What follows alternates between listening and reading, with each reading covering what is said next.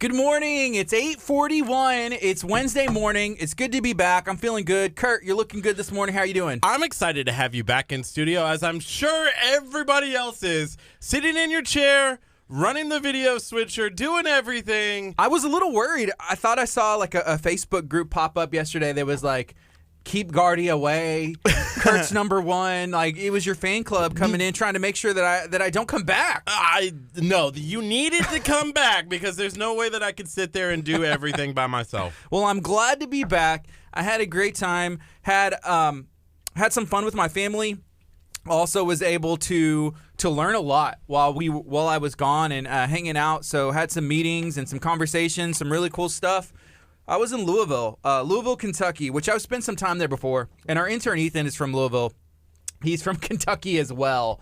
And I was able to, I feel like, have a closer bonding connection with him, even though he wasn't there. So I can find out, like, where he's from, you know? What did you learn while you were in Kentucky? Because I feel like you need to learn something while you're in Kentucky. Kurt, I learned a lot while I was in Kentucky. There is so much. If we only have a 2.5-hour show, so 11, there's no way I can start to even like begin, because if I did, you would just be hearing me blab on forever and ever and ever. Amen. Yeah, so we're going to have a fantastic show today. We're going to be talking about photography. Our good friend Brock suggested us sit down with Chad. So Chad's going to come in. He's going to be talking about wedding photography, clear shutter photos, and then also at 10 o'clock, we're going to be talking about nachos and tacos. Kurt, I got some beef with you. So I'm gone, right, for a couple days. Yes. You come over here. You change my camera angle. You change the like all the options on my iPad over here. I hate it. I always see yours over there with the black. What am I supposed to do with it? Am I still logged in underneath? Did you not log me out? I don't know. Yes. Oh, man. See, that's the thing that's up.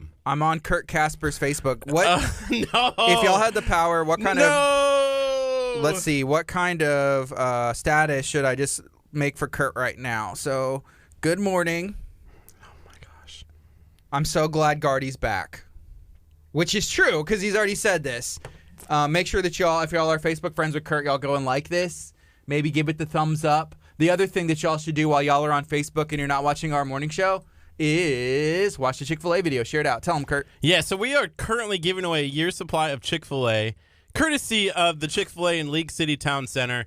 All you have to do on that video is like, comment, and share. We dropped the video yesterday. It's easy to find. Just go to our Facebook page and share it out. Let people know that they can have a chance to win. Hey, last night I got home, right? And Yes. I went to the grocery store not too long after I was home, because why not? I love HEB.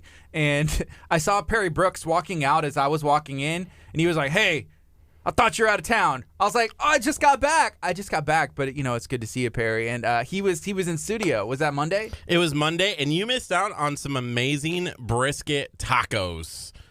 Yeah, I know. I always miss out. I was able to tune in for about maybe 15 minutes in different spurts as I was able to. Yes. And everything looked like it was awesome. Everybody was having a fun time. I missed it. Mary did a great job filling in. And I definitely missed Miss Joanne, who is such an awesome... Oh, she's got coffee already? Yeah. You know It's going to be a good day when Miss Joanne brings the coffee early. Hey, so if you're watching on Facebook, let me know, what do you have going on? What are you excited to get into? This week, it's Wednesday. To me, it feels like a Monday because I've been out of town, but I know you guys have been doing some positive things here at KHEA Radio, and I'm excited for y'all to tune in. What's up?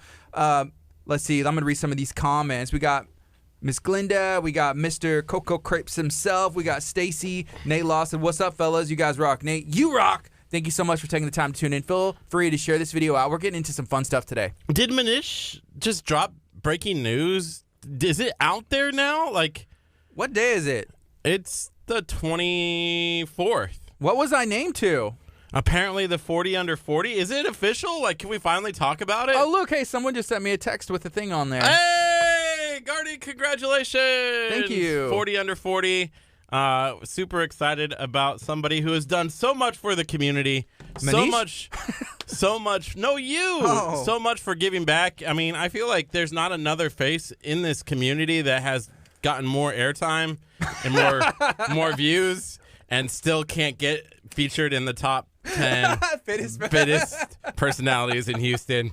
Take that, Kevin Klein. Kevin Klein's awesome. He's awesome. He's one of my Facebook friends. I enjoy having him around. It's cool. But he was named in the top 10. Well, Curt, you nominated me for that. Thank you. You know, if there's anybody else that deserves it, I know it's you. And you didn't even turn in your sheet, so that way you wouldn't get it. But again, it's really cool. It feels surreal. I never thought something like this would happen. I feel like I don't deserve it. You know, there's a lot of people that we meet every day that are doing really big things in our community, and I'm just excited to kind of we learned this from our friend Pierre with Top Star Marketing, just to use our platform to kind of spread their voice and their message. And again, I don't think I don't deserve anything, but God, thank glory to God for just being awesome and allowing us to have this opportunity without sounding too cheesy. So I don't know. It's a weird thing, but that's pretty cool. Yeah. So go check out the Daily News. The Galveston Daily News 40 under 40 just apparently got dropped today, right? I guess so. I just saw that, and then I saw a copy of the cover, and I'm up in the corner. Look at that. If you're watching on Facebook, you can see that, and if you are not watching on Facebook, then it's a cover. The Daily News dropped to 40 under 40. Last year was the first year. I'm going to look at some of these faces and see if I recognize anybody else. I know Jamie said her boyfriend was nominated and named one of the top 40 people. That's pretty cool. Such a cool honor. And even though... Colleen's on there. Yeah, Colleen was Congratulations, mentioned. Colleen Merritt. Yeah, so go check out that. Congratulations, Gardy. Do they know I'm 45? They bamboozled. You could literally bamboozle it. They didn't check, did they? No, I feel like one of those kids, like the Little League World Series, right? Where they had like the forged birth certificate, and they just like, yeah, he's 10 years old, and he's like a grown man out there just like rocking homers. I feel like there should be some sort of like driver's license check or. Anything. You would think. All right, we got 8 seconds. We're going to get this going on the FM. If you're watching on Facebook, stay tuned. Good morning. This is KHEA Radio 99.5 FM. This is Kickstart. My name's Gardy. And I'm Curt. It is Wednesday morning, 8:48 a.m. It is going to be an awesome day today. Hey, if you were listening on your radio, maybe you're listening from your app, feel free to send us a text. Let us know what do you have going on today. 346-704-1806. If you're watching on Facebook, smash the share button so hard your phone screen cracks, your computer screen cracks. Even if it's not a touch screen, you're on a desktop and you have your mouse, just start like hitting the share button on your computer screen so it cracks, and then we know that you mean it. One of the things that I've learned is the more that you share, apparently the less amount of views you're going to get on a video. Makes no sense. Curt, that's the way it works these days, man. Nothing makes sense anymore. Nothing. I need help. I need social media help. Curt, we all do. Yes, I'm going to enroll you in a course so you can learn to master social media. Hey, but okay, here's something else. So I was in Louisville. On Friday, Saturday, Sunday. I came back last night, right? Right. So I went and hung out at 88.5 WJIE. My interview went great. I mean, I had some good meetings. I'm just kidding. I would never leave. No, it was cool. I got my 40 under 40 award from the Galveston. Peace, guys. Taking my award with me. So yeah, WJIE 88.5 FM. I went up there, had some meetings with Troy, and was touring their studio, which I had been to before. But since I went last, they have acquired like 3 new radio stations. Wow. From a media group, and created their own. And it's really cool to see. And so we were talking about, ways to expand, ways to engage your audience. How do you fund to stay on the air? There was a ton of stuff that we talked about. I'm excited to take some of what we learned and implement it here. What was even more exciting was kind of showing off you guys, showing off what Galveston County is doing. So whenever I was in that meeting, he was like, "Wow, this is what y'all have done this." Kind of just taking the video that we have done and kind of broadcasting it out. And he was saying there's a lot of people that just don't do this, and y'all are on the forefront of something. He was saying there's a lot of people that can learn from what y'all are doing down there in Galveston County. So that was pretty fun to see and to hear. Yeah, that's awesome. I feel like we could do the same thing where we just start acquiring radio stations and be like KHEA Media Group or something, because they're out there. I remember, Papa's Media Group or something like that. Papa's Barbecue. Barbecue Seafood, Papa Do's. Yeah, there was one that I worked for that actually went bankrupt, but I mean, they're out there. You can Yeah. have where we should start picking up the next one. I think we should pick up his KSBJ or something. You know, We love KSBJ. Yeah, we love him. Okay, and here's the other thing that he said. He Yes. said, man, if there were guys doing what y'all are doing on a LPFM, and they are the KSBJ of their area, it's a big, huge radio station covering multiple states, right? Right. He said, I would 100% take y'all and work with y'all in conjunction. He said there's things that y'all can reach that we wouldn't be able to in the same way, being 88.5 WJIE. So it was interesting to hear that. I was like, so what do you think we should do? So there was a bunch of brainstorming we did, and I'm going to be able to share that with you later on today. It is potentially life-changing for everybody, but there's some really cool things that are coming up. So you want to stay tuned. Again, the other thing that I don't want to forget is that we are still going to be going on TV this morning show, and that's going to be rolling out in the next couple of weeks as we have time to test it, implement it, and make sure that everything is concrete. I do want to say we got kind of a good surprise for you that we haven't been able to tell you yet while you're on vacation. Did y'all get another stuffed taco cat? No, we didn't get another stuffed taco cat, but we looked at fixing this window. That's exciting. Whenever we were gone, I was having conversations with people too, and I was like, here's what we need. We need a brand new window. We need a window. It looks like there's a dead bug in the middle of the glass. Potentially by like the end of like next week or a couple of weeks away. So we'll have a brand new window. It'll look good. People will walk by, look in, and see KHEA radio. Your face might be a little different looking because of all the When you can fogs actually and see us? Yeah. Man, those guys are ugly. They're like, wait, they look good. Put it back up. Put it back up. It's like a filter on your iPhone. It's like a Snapchat filter. It's like, oh, if the fog is just right, these guys look really cool. But then whenever the fog is lifted, it is what it is. It is what it is. Hey, I want to give a second to talk because we're going to be talking a lot about this later on today as Nachos comes in. We're going to be talking about our Talk of Taco cook-off that is taking place October 12th, benefiting the United Way of Galveston County Mainland. It's going to be happening right here on our campus at our radio station. The first one that we have found nationwide where you're looking for the best tacos. So if you haven't done so, go and find the event. Get your cook-off teams ready and pay and get entered to win because we need to find out how many cook-off teams we're going to have so that we can determine how many judges we're going to have. The earlier you can do it, the better. Do it today. We've seen some people that have been signing up. I've been getting those email notifications saying, hey, somebody messaged to ask a question. Hey, somebody signed up. So that was exciting. Even whenever I was out of town, I love seeing those emails. We want to have as many as 600. That's the biggest. Now we're like, hey, we can have 600 cook-off teams. That is, potentially a goal. Right now, we are not quite at our 600 goal yet, but guess what? We're moving in the right direction. It's October 12th. Mark your calendars. Talk of Taco Cook-Off. It's coming to Galveston County and more specifically Lamarck, Texas in October, which is going to be a great time. I feel like today the weather feels like it's October. It's like fall in Galveston County. It was like 74 degrees this morning.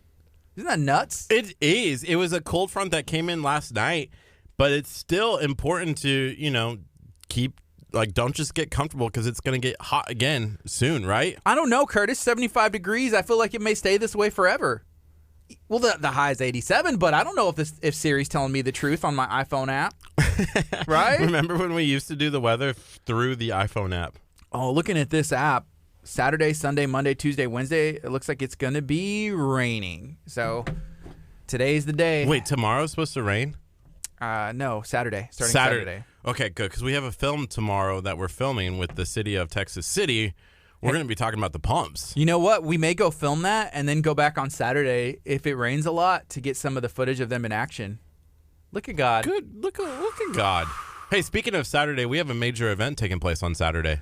Yes. Starting at 1 o'clock. We had to change the time a little bit, so it's no longer at 11 o'clock, but it's at 1 o'clock. We're going to be heading to the Bay Area Raceway.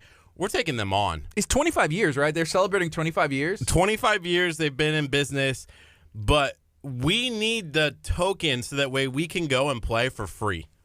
Yeah. We need the pass, the all-day pass. So we're going to go down there. We're going to clean up, take some names, and wipe them at their own game.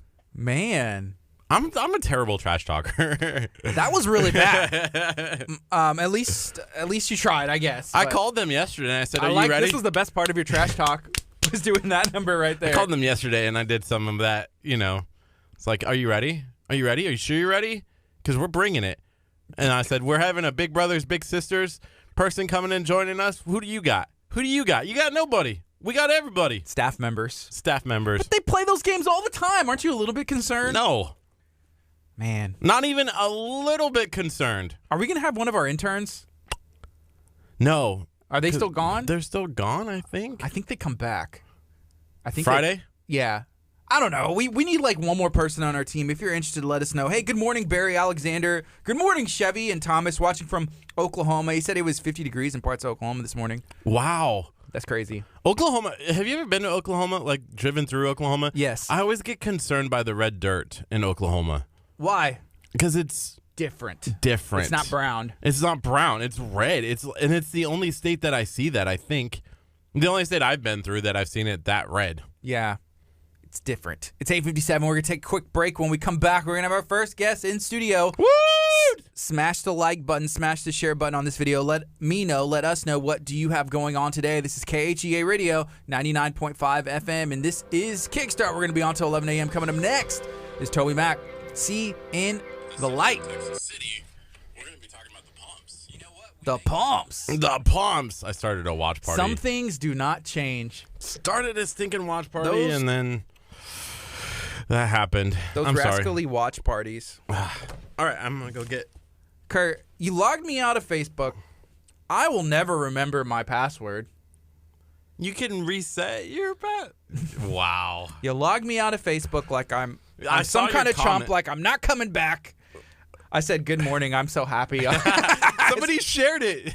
Somebody shared it. I liked it from your own. That's the best. when you like your own Facebook post. You have to sometimes. Sometimes you gotta like your own Facebook post to kind of get the wheels turning, so that way Let's other talk people start about to like it as well. You know you're a photographer when you carry your gear with you everywhere. Hey, good morning, sir. Morning. How you doing? Pretty good. All right. You can have a seat here, and then we'll get that mic situated where it's pretty close to you.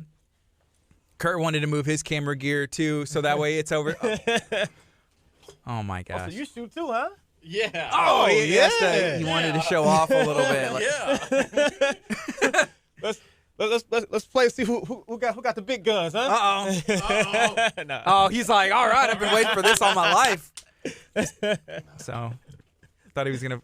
Are you serious? What? Are you serious right now? I gotta show off. You're going to show off. This is like when you go to a street rod, you know? Like, you got the street rod car, you gotta show it off. Okay, so he's about to do some gear, It's gear like showing off. It's like show and tell when So- when in school. All right, what are you starting with first?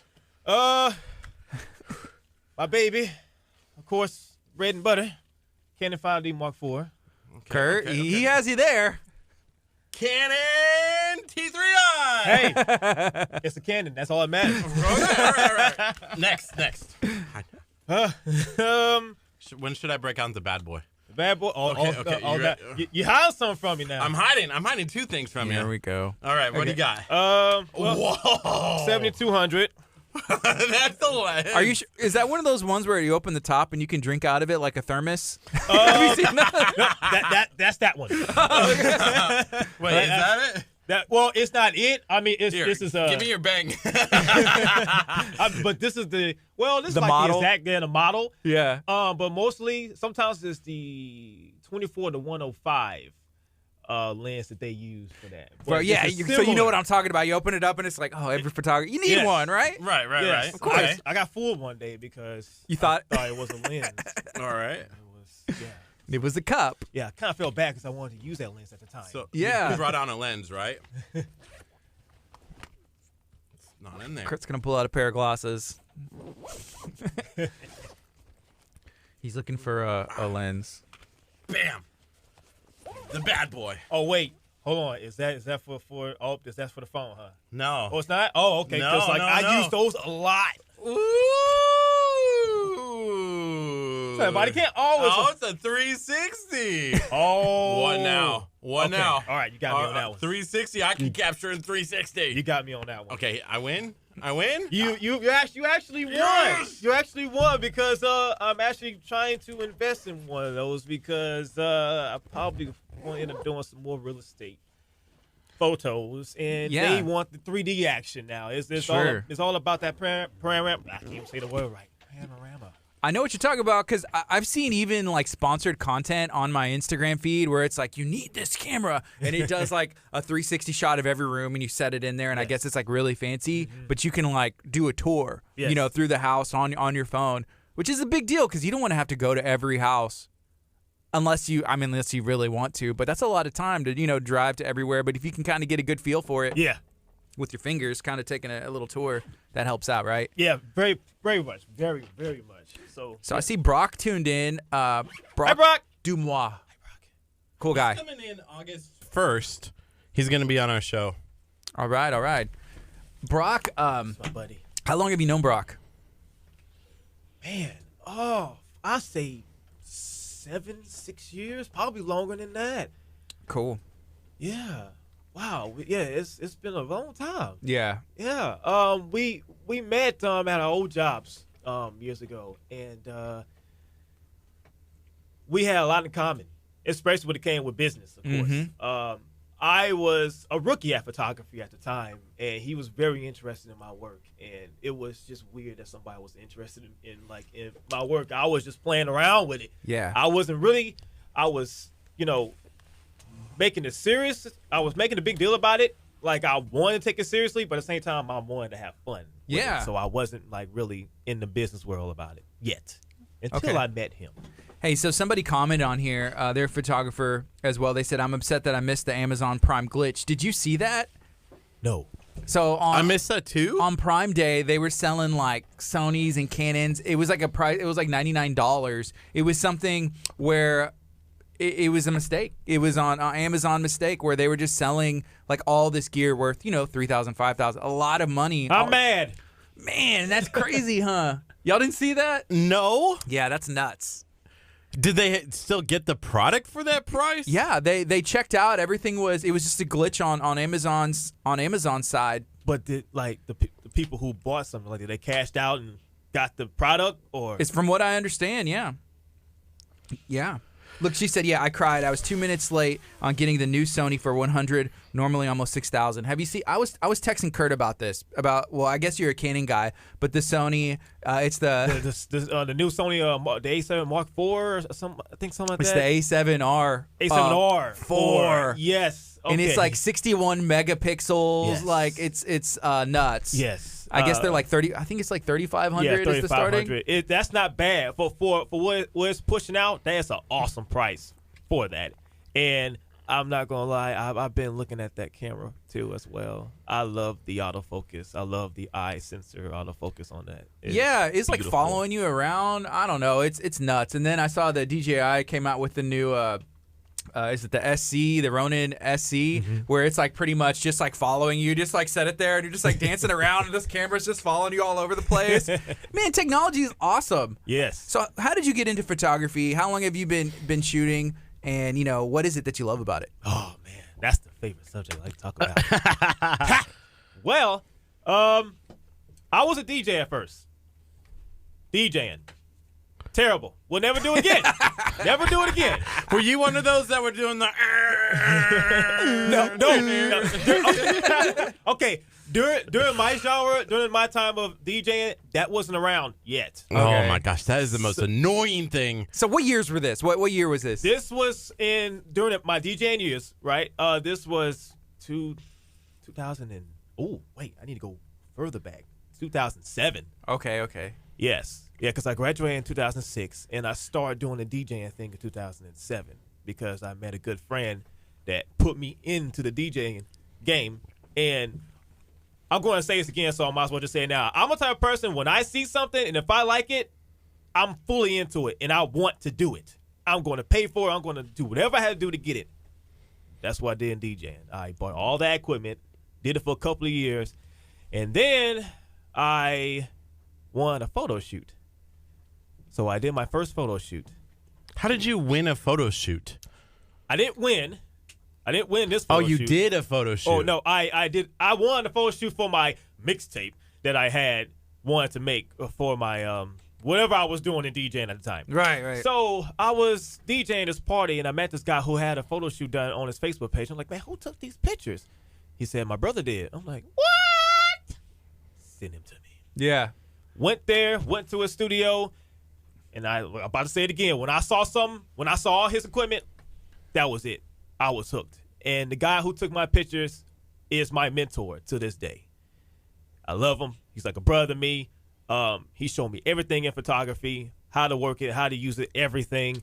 When I saw his equipment, I literally probably in a month, I sold everything and slowly start buying my camera equipment. What was he shooting with? What was he shooting with back He then? was shooting with a Canon EOS 7D, and that was my first camera. And he showed me the ropes of how to work everything. But he was the type of person, and I'm like this to this day too. He's the type of person that, okay, I'm not going to show you anything, nothing, until you show me that you can get all this stuff and learn by your own, on your own.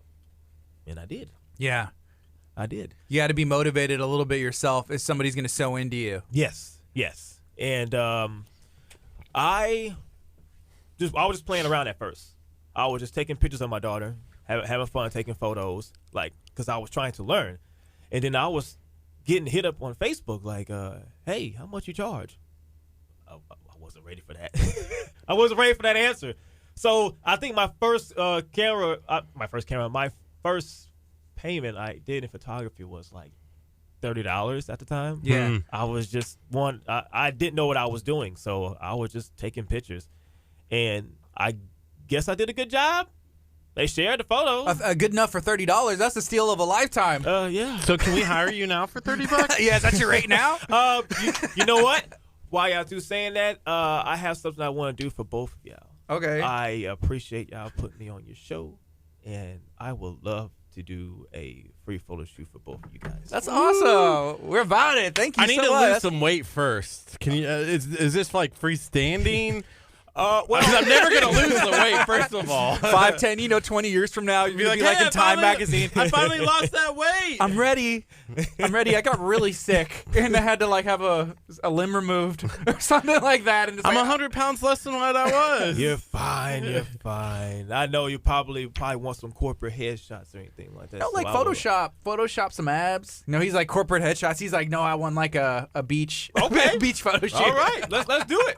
Wow. No. Hey, we got 5 seconds. Let's go on the FM. We'll reintroduce you. Here we go right now. Mark. Good morning. This is KHEA Radio 99.5 FM. It's 9:09. This is the best way you can start your morning every weekday. It's Kickstart. My name's Gardy. And I'm Curt. And this is your new morning routine. We got a special guest in studio. We're talking about photography. We're talking about maybe getting Curt into a swimsuit. It doesn't happen. No. Like No? getting into the swimsuit just doesn't happen. Okay. No.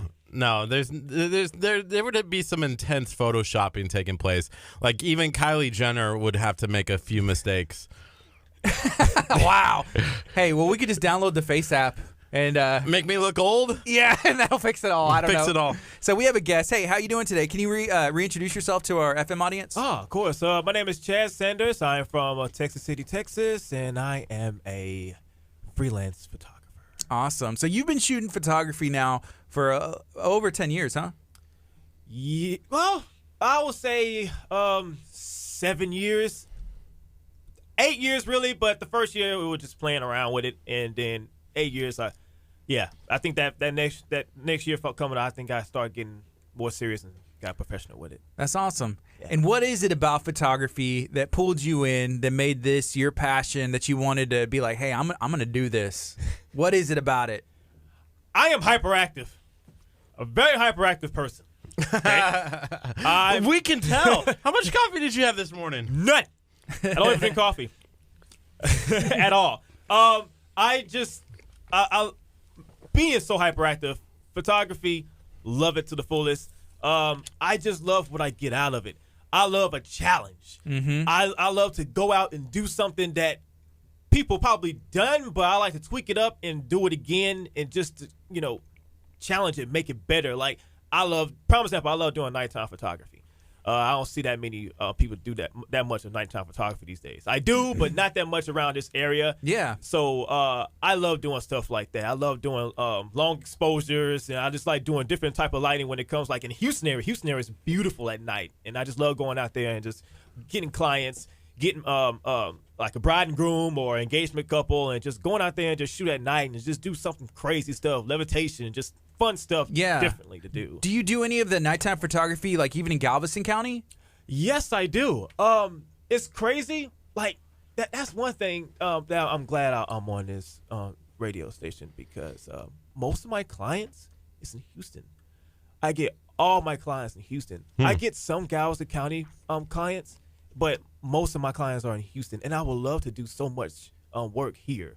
Yeah. Because, I want to take care of my people. I would love to do more photo shoots here in this area. Yeah. There's some really cool nighttime photography people do, like downtown Houston, and it looks sick. Like the skyline, the lights, and everything. Yeah. It's just like a lifestyle photo shoots that I've seen. It looks awesome. And I was trying to think, do we have anything here where we could ever do anything like that? We do. Galveston's beautiful. Galveston's very beautiful when it comes to photo shoots.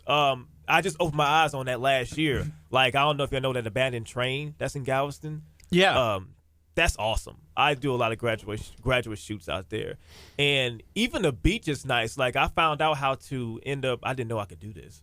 I just found this out like 2 years ago. That I can capture the stars out there at night. I didn't know I could do that. Especially because, the city area, I thought you need to go somewhere deep down, somewhere without no city lights to capture that. And it actually worked down there in Galveston. I'm like, what? That's awesome. Yeah. I took a photography class when I was in Vermont, and because I was actually having to teach photography, and I didn't even have any training on photography. Yes. Like, oh yeah, you can teach it. You're a video guy, and I'm like, I don't know photography, so I took a class so then I could teach it. Teach like a little bit of photography. I was not an expert, but there was this one where we shot the stars. Those loops, the circles, the long exposures. And, you open up the shutter and then you put like an eraser or something on the shutter. Yeah. So that it stays open for that long period of time. That was fun. It was overnight. Yeah. I woke up like 4 hours. I went and slept, woke up 4 hours later just to see what the shot looked like. And it was sick. Like doing some of those cool things, people don't realize how long or how much attention it has to be to detail in order to get something like that. Yes, it takes a lot of work and a lot of thought to pull those photos out. People think it's real easy. It's easy when you know it, but not easy when you don't know it. So here's a couple comments. This is from Larry Washington. Larry Washington Jr. Good morning to you. He said, best photographer in Houston area, hands down. That's my boy right there. And then here's another comment, also a question. They said, what type or genre of photography does Chad do? Everything. But I really love wedding photography. Love it.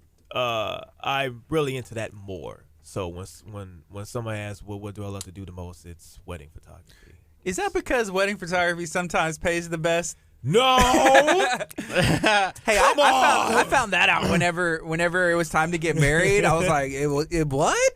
But it's something you want to go very professional because this is like a once in a lifetime thing.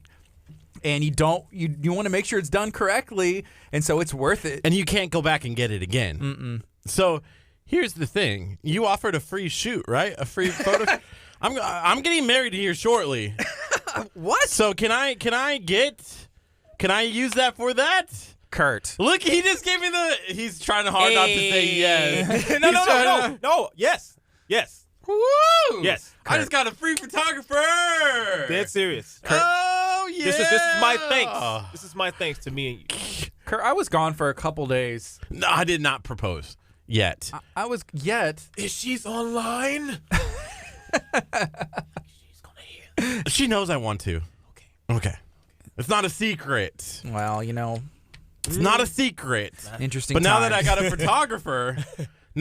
a photographer, I'm ready for you. Here's another comment. This is from Natasha Lewis. She said, I can't handle the stress of wedding photography. Is that very stressful? Yes, it is. Okay, but let me not say that. What I like to do when it comes to wedding photography, the important thing is, of course, be yourself. I'm like the way I'm with y'all right now. This is like I am with my brides. Like I get them open. I make them more comfortable with me and everything. And the first thing that I do when it comes to wedding photography, I like to meet with all of my clients, especially my brides. Sometimes grooms, they might come, but we got it. Kurt's the bridezilla of the couples. Well, usually, so you'd have to meet with him. I got to talk to you first. Yes, I got to talk to you first. So you make them feel comfortable, right? Yes, I meet up with them. I talk to them before they even talk about money transactions, anything like that. No, I want to meet. I want to talk. I want to get to know you. I want to know more about the wedding. I want to know where it's going to be at, where you're going to be at, everything. Because when I do my wedding photography, I'm there with you from the beginning to the end. Mm-hmm. So, prime example, if the bride wants me to be there at 9 o'clock, her makeup getting done, I am there. I want to capture all that, and that's what I'm talking about when I meet up with them. I think that's very important. And if you do that, it's smooth. It's easy. They're comfortable with you. It's not that stressful for you at all. If you don't meet up with them, it can be stressful. Yeah. It can be. You got to lay the groundwork. You know, is it like a one-man thing, or do you call in some help or have some people that you work with to be able to capture, like, multiple moments? Like if the bride's getting ready and then the guys are doing some other thing, it's like, hey, I need two people. Yes, that's when my hyperactive comes in. I always tell them about that. It's like I say, hey, I'm going to be here, I'm going to be there, I'm going to be everywhere. So I'm going to make sure I capture everything. Yeah, I'm talking too fast. You're gonna need like 8 photographers for my wedding. Oh, no problem. Oh, I have a team. I want every like angle captured forever. You need a 360 cam. I do need a 360. He's like, here, just use this one, and then. Yes. I can just use yours, or I might just invest in one. Yeah. There you go. Yeah. I mean, it's been great. It was cool. There was a video that we shot last week with that 360 camera. Really? Well, it was a couple weeks ago, I guess. But it was a band that sat up in a circle and they played, and I just sat that camera right in front of them, and it captured the whole thing and then posted it to Facebook. It's super slick. They captured the audio and then kind of just laid it on there, and it sounds good, it looks good, and you can actually. With the 360 video on social media or anywhere, you can like zoom in and be like, hey, what pedals or what chord is he playing? Or like, what's the hit on the drums? Because you can just go all over the place. It's really awesome. So it's fun. I'm jelly. I want one now. You can have it. No, wait. What did I do? You said it. No, give me my backpack. Hey, I'm shooting your wedding, man. Come on. Okay, that's true. So it's 9:18. This is KHEARadio.com, 99.5 FM. We're speaking to a local photographer. So you're from Texas City. Yes. From Texas City. Born and raised in Galveston. Mm-hmm. But been in Texas all my life. Awesome. I got kicked out of Ellie Morgan School. Mm-hmm. Not in a bad way. I think during the time it was an open district, so my mother was living in Texas City at the time, and they kicked me out because it was an open district. So I had to go to Texas City School. Cool. And being from this area, like for me and Kurt, obviously we broadcast from Lamarck, and sometimes Lamarck doesn't have like the best reputation, but we're proud. Hey, I was raised in Lamarck. I'm proud, and the spotlight, the cool things that are going on. Yes. How do you feel about being, raised in Texas City and being able to, I don't know, show some positive things coming out?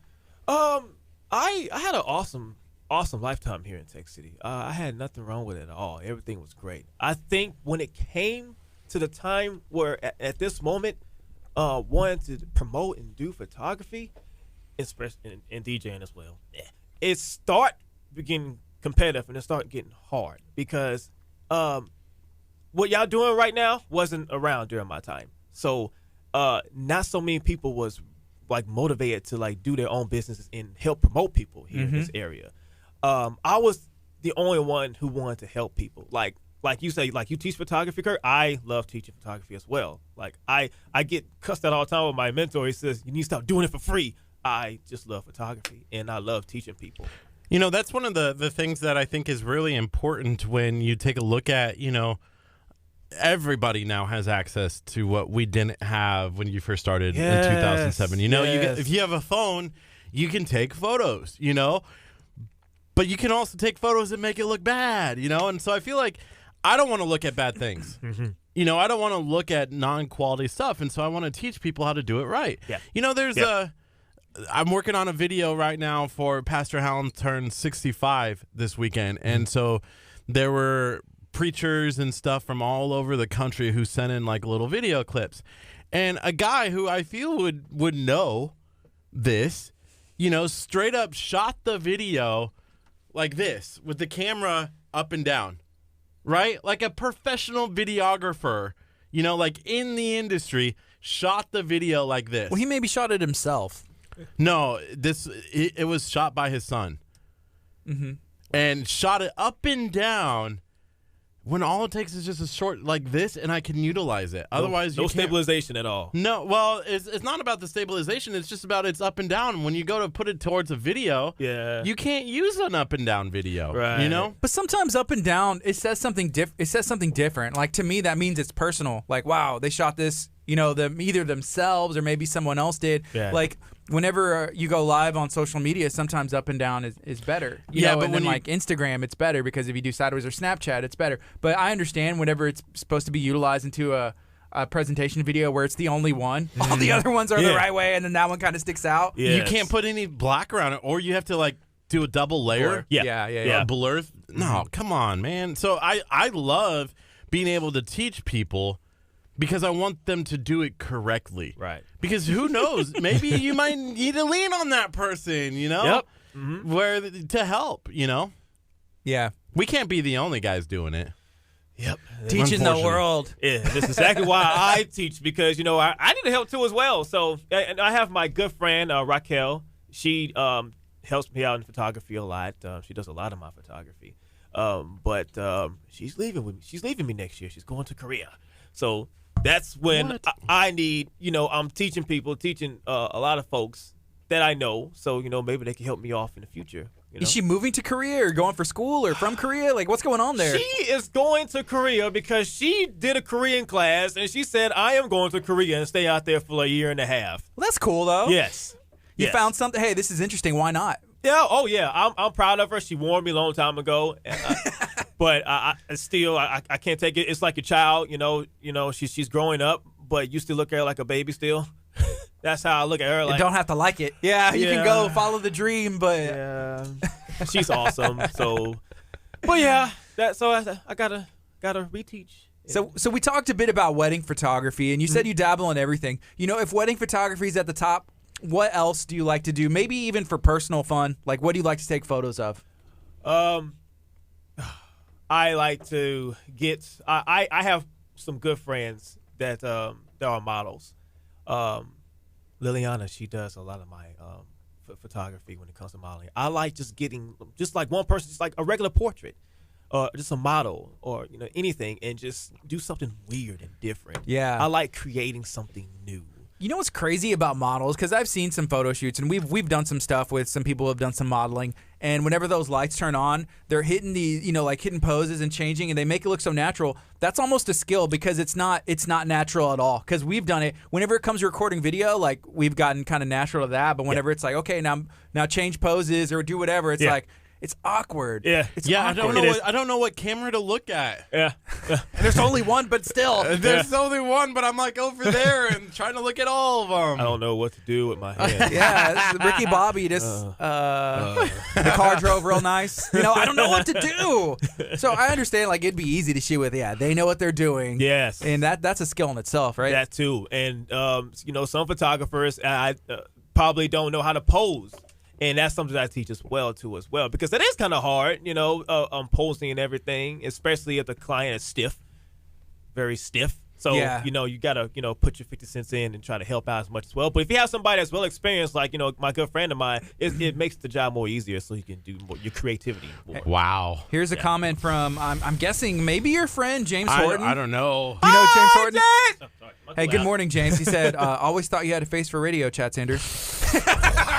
Well, thank you. Hey, I'll try to pose and do it. I can't do it on the chair. When they start saying that you have the voice for the newspaper, then you need to be concerned, because that's what they tell us. They're like, wow, you guys got a face for the radio and a voice for the newspaper. And we're like, well, check the 40, the Galveston Daily News today. Yeah, 40 out of 40. 40 out of 40. It's 9:25. This is KHEA Radio.com, 99.5 FM. We're broadcasting proudly from the campus of Abundant Life in Lamarck, Texas, Galveston County on the map. If you're watching on Facebook, smash the share button. Feel free to ask any questions. If you know Chad, hey, weigh in. Let us know. We've already seen some people saying, like, this dude is legit. He's done my photos for my family, did my wedding, and everything else. So let us know if you have any questions or thoughts for him, and we'll get those asked and answered as well. Aye. But, Chad, so you've been doing photography for some time now, and you dabble in a little bit of everything. Have you ventured into video yet? Hurts. I respect you, videographers. I respect you all, because thank you. It is a I'll take that for all of us out there in the world. I understand what you're going through. It is it's easy to me, it's easy doing the video, recording it and everything, because I actually like doing it at a wedding. It's awesome. I have a story in my mind I would like to do at weddings, but when it comes to editing, I give it up to you. Is it piecing the story together, or is it the software side? Is it the audio correction? Like, what is it? No, when I was doing videography, Final Cut Pro was actually pretty smooth. Yeah. I thought Premiere was pretty difficult. Yeah. I couldn't get a hang to that. That's why I use Final Cut Pro, and he uses Premiere. I will not ever go away from using Premiere Pro. No, it's awesome. I see how professionals use it. It's amazing, but I've just dabbled in it. I had to teach it too, so I know a lot of like how to look for things and find things. But yeah, I love shooting video. Mm-hmm. It can be. There's a question too, right? Yeah, this is from Natasha Snyder. She's a local photographer. She said, "Chad, want to join in on a photo shoot next month? Are you open to doing collaborations?"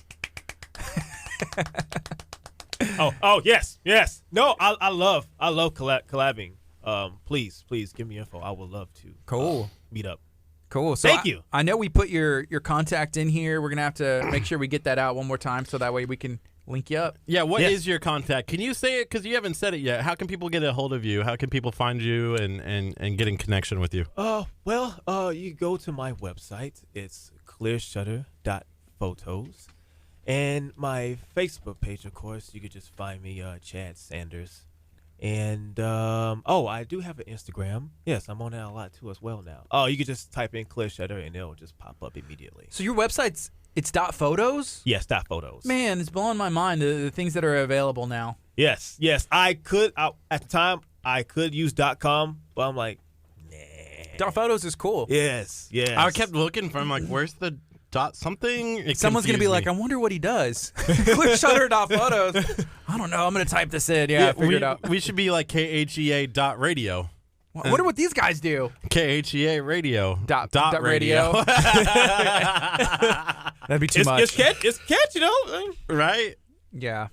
Well, there's a lot of stuff going on. We're excited to be spreading some positivity with our new friend Chad. What's a shoot out, not a photo shoot? What's the difference? Shoot out? Yeah.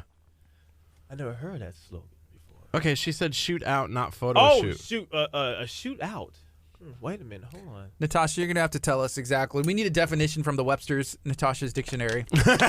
What exactly a shootout is. Or maybe she means a duel. A duel, like we're having a shootout. Oh my god. That's what I'm picturing. Do people do that? Because I'm thinking of a shootout like, the Wild Wild West. But do photographers do that? Like, draw, click, boom, shutter. Oh, no, when it comes to that, we'll I do. It's been a while since I've done it. It used to be a team where we all just go out and see who could, pull out like the best photo of whatever condition it's in.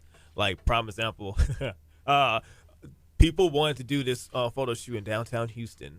Of course, when it was, a clear, nice day, they did those. I didn't want to do that. Mm-hmm. I knew it was going to rain the next day.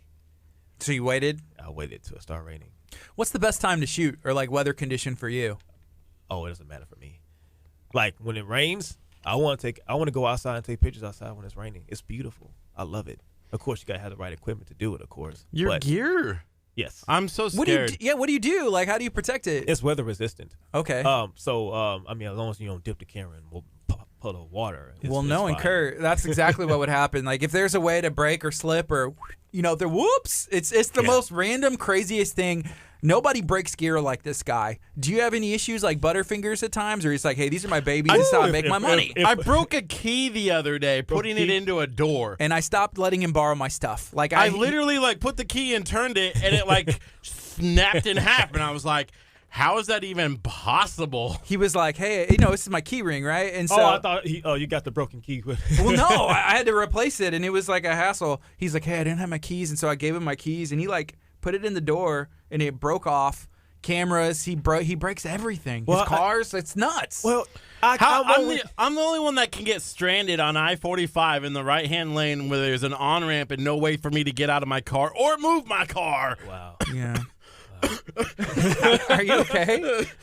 He needs a hug. The PTSD. Wow. PTSD is almost dying. Wow. Okay, anyways, done? I'm good. Okay. Do you ever have any issues? Because gear's expensive.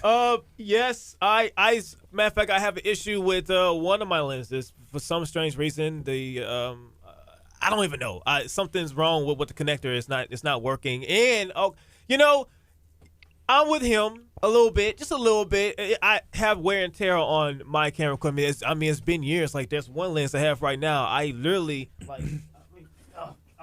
had to rig it up and put my own screws in because the screws were coming out of the lens because I had this lens. Been using it for a long time. Yeah, it's like five years, and I literally had to like get my own screws and put them back in myself. So he's bringing out the big guy again. I have to go there and get my other camera. If you get out. that 360 camera, I'm going to get jealous because I don't have that, and I want that. What about if I pulled my drone out? Oh man, because I need to go ahead and get one. I think it's about time to go ahead and get one. Get a DJI one. Don't play with anything but DJI. DJI. Yeah, go get like either a Mavic or a Phantom. Yeah, I was gonna say those are the Phantoms, huh? The DJI. Yeah. Okay, yeah. Don't mess around. Don't mess around and get like a cheap non-off-brand drone. Get a DJI drone. You know what's crazy? It's DJI, right? But it always sounds like G. No matter what you do. Yeah, it does. It comes off that way. DJI. Did I say it right? Did I say DJI? It does. Yeah, everybody says it right. It's just like it sounds like a G. But yeah, they make some cool stuff. For sure. It's 9:32. We're talking to Chad about everything that's going on in photography, and we're getting some more clarification from Natasha on this event that she was talking about for the shootout. Yeah, it's a farm shootout for local photographers. I'll also be teaching other photographers how to shoot safety using animals on set. It's a farm. It's a farm. So she lives in Santa Fe and has like a really cool setup out there. I want to go. Like all these animals and stuff. So that'd be fun. Yes.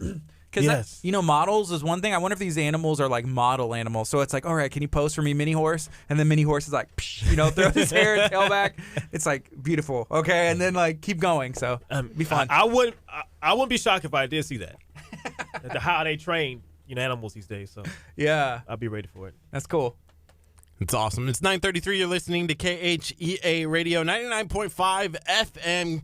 We are broadcasting live from Abundant Life Christian Center, 601 Delaney Road in Lamarck, Texas. One of the things that I want to bring up really fast before we get too far down the road as we have people tuning in, we're giving away a year's supply of Chick-fil-A. So one lucky winner is going to walk away with a Chick-fil-A 52 meals. And then we have a bunch of these other ones here that we're going to be giving away to some of the winners as well, people who enter. All you have to do is go find that video, like, comment, and share that video out, and you have a chance to win a year's supply of Chick-fil-A, courtesy of Chick-fil-A in League City Town Center. Wow. Yeah, so thank you to them. People camp out for that. Have you ever seen that? Like a Chick-fil-A's opening, and they're camping out for a year Chick-fil-A. Yeah, the recent one in Tech City, yes, that was insane. It was. I remember hearing rumors. People are like, Chick-fil-A is coming to Tech City. But people are like, I'll believe it when I see it. But Tech City's on the come up, huh? Yes. They got that nice HEB and Chick-fil-A. What's next? Yeah, some of those are for the Texas City Chick-fil-A, and some of them are for the League City one as well. So super awesome. So go and find that video. I'll actually drop it here in the comments so you can go back later on after our show, of course, and watch it. Also coming up at 10 o'clock, we're going to be talking to Nachos. It's a local, restaurant, and they also have a food truck, and they're located in Pearland, so they do, kind of what they said is like a buffet line kind of thing for nachos. Yeah. It looks delicious. They just celebrated their 2-year anniversary last weekend. Go out weddings and promote this stuff out in weddings. Yeah. Like they're the cater. I've seen that a lot, and most likely they might do it too. That's so cool.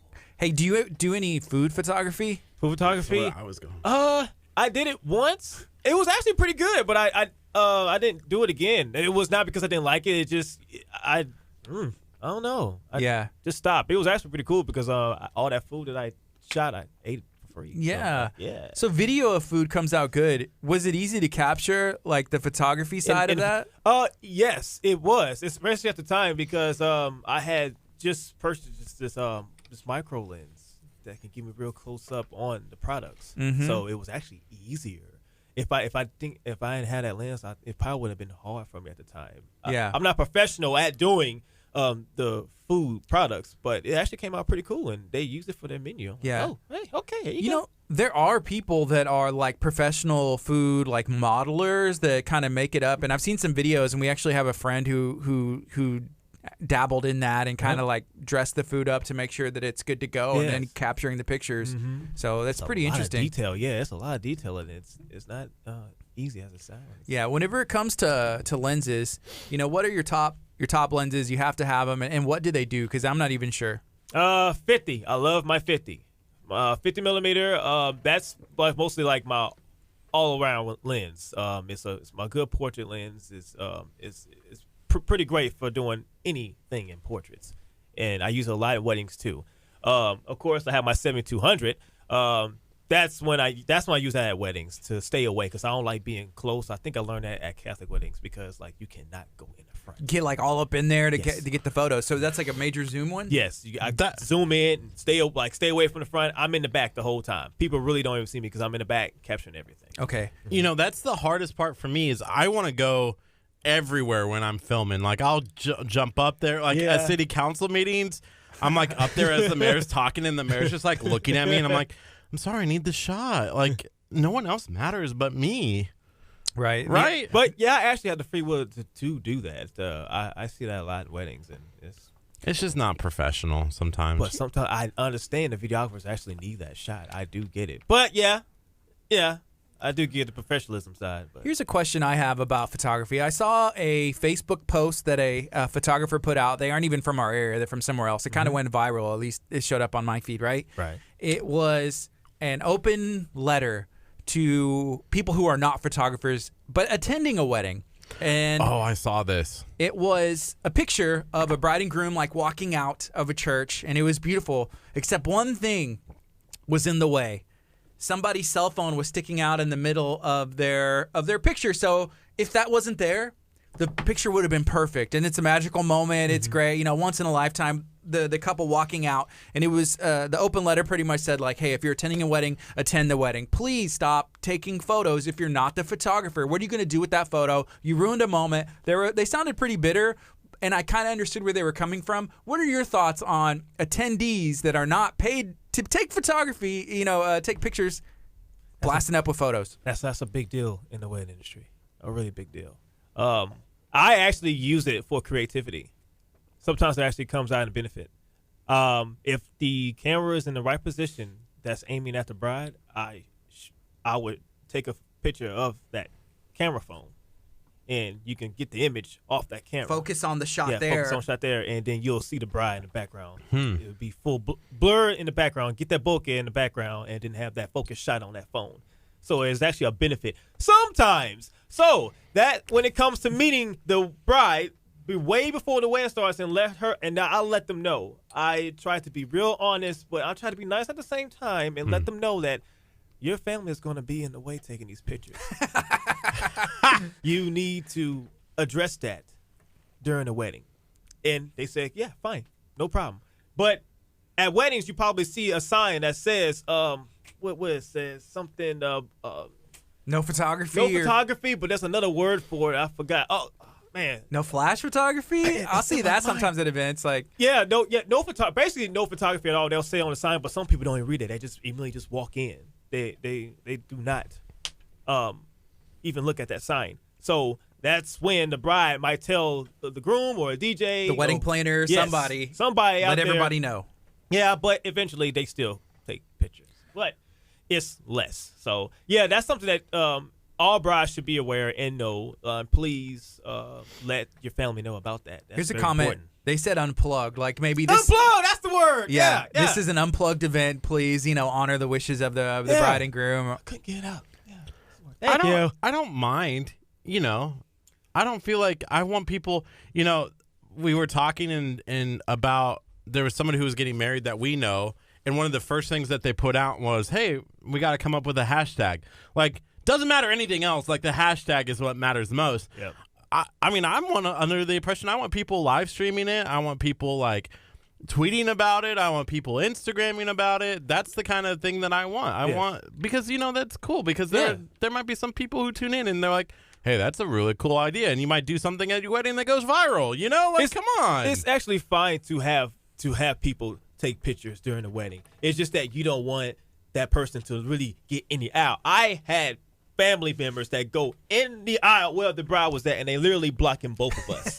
So, I have to push them to the side like, sir, move. Yeah. And so that's a bad thing. But other than that, a normal average wedding, yes, it's fine. They could take pictures. Actually, I get what you're saying. Yes, you do want that. Some people don't at all. Some people are just private. Well, you think of a concert. You see like a concert from today, and then you see that same concert like 15, even 20 years ago, maybe even less time than that. Yep. And everybody's like taking photos, the phones are up, and people are complaining and like, why don't they just enjoy it? Which maybe they are. Everybody has their own individual experience, but it just depends. Like imagine your wedding and the photographer and everybody has their cell phone up. It may be cool for you, but I don't know. It's just a weird. It's a taste thing. Yeah.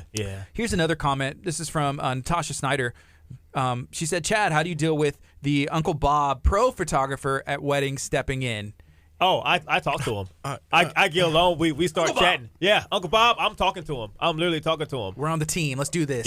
Yes, let's do it. Like if you're here, let's go ahead and take pictures. But that kind of intimidates the person. Yeah. It's like, no, I got this. Yes. Like Bob's like, I got this. Yeah.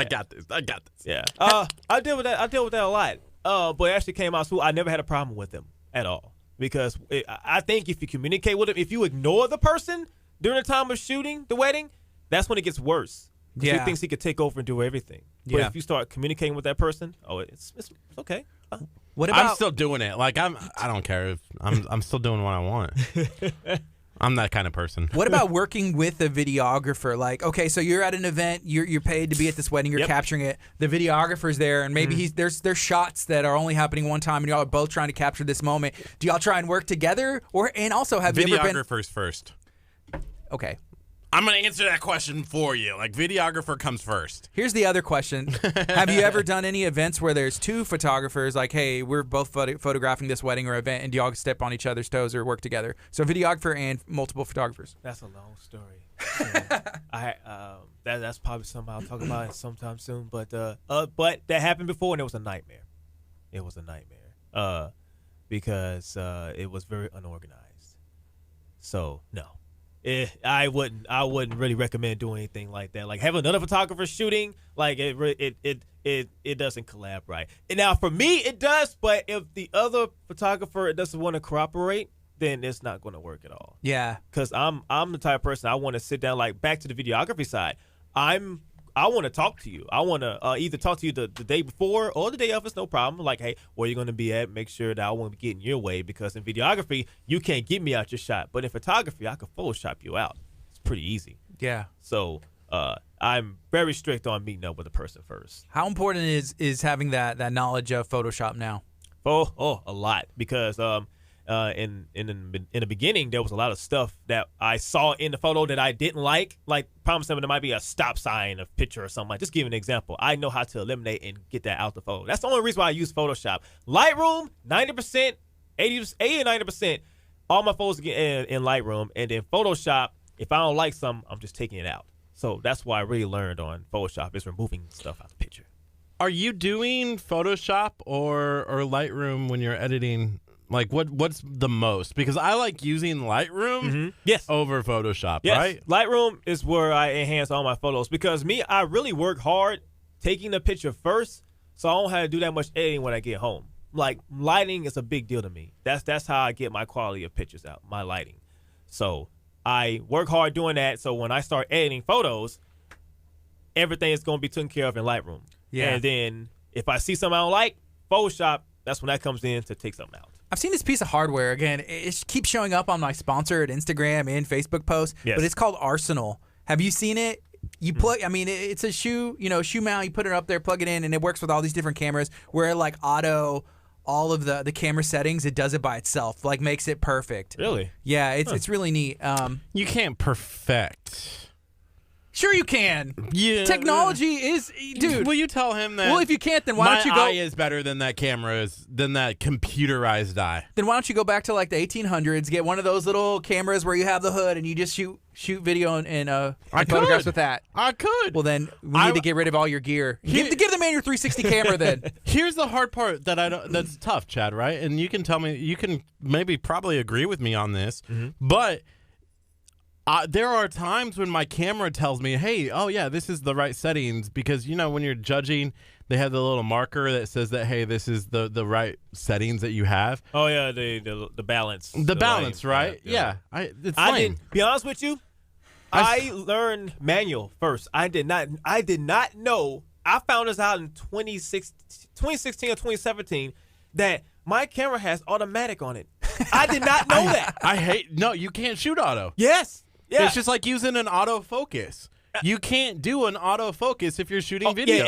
Yeah, video you can't. And pictures either. Oh, for photography, no. I see a lot of photographers do manual focus on photography. Like, I don't know. I like my autofocus. That's the only thing I use auto in my photography. Everything else is strictly manual because I want to get that. I want to perfect that picture. I want to fix the settings up too because I like doing different creativity when it comes to photography. So automatic sometimes just doesn't work out. Autofocus is awesome because Kurt, how many times have we ended up with video, you captured and we look at it and be like, this was perfect. We can't use it. It's blurry. It happens every shoot because it looks good to your naked eye and then you get it to the... Yeah, but here's the issue is when you're shooting with autofocus, and I'll get in, like I stand behind this autofocus. Yeah, you might have a hard time looking at it, but you never know on that autofocus. One, that camera might be autofocusing on that thing one moment and then that other thing the next. It like jumps back and forth. Yep. And then in video, video, I understand. It's hard. Yeah, it really is. Because then you're getting that, and you don't want that. Mm-hmm. And then that's why, the new Sony that came out, the A7R4 or whatever it is, you can literally go on there and be like, hey, this is the person's face, this is their head, and it will stay focused on that for eternity. Come on. Okay, that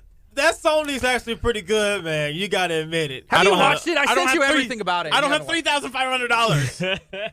Trade your car. Give me Dang, I just wasted. Yeah, okay.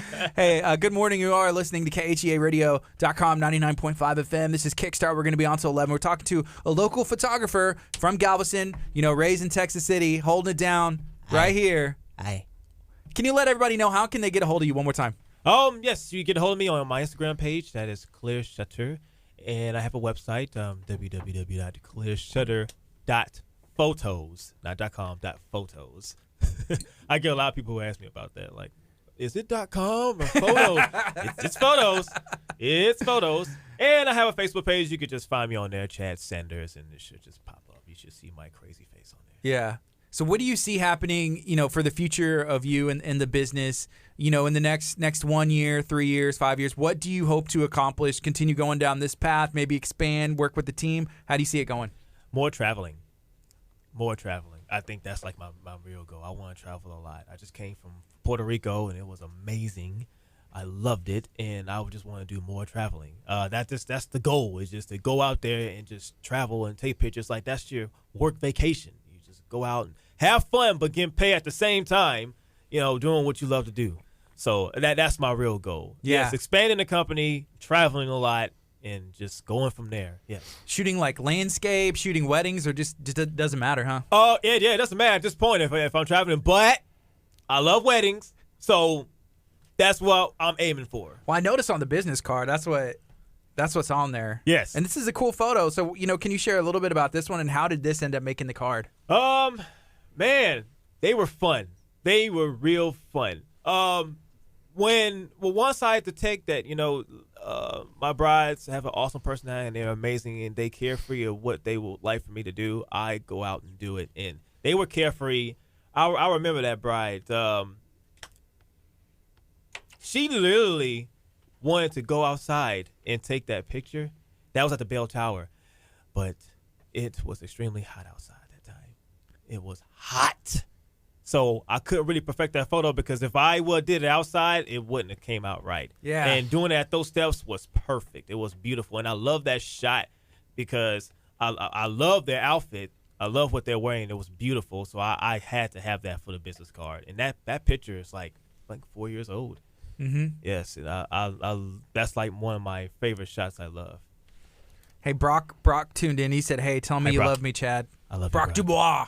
Brock, I love you. Brock will be in studio August 1st. Is there anything that we need to know that we can maybe grill him about before he comes in here? Maybe some dirt he's from been the in past. one Not too time. dirty, but Yeah, you got anything on him that we can bring up or ask him?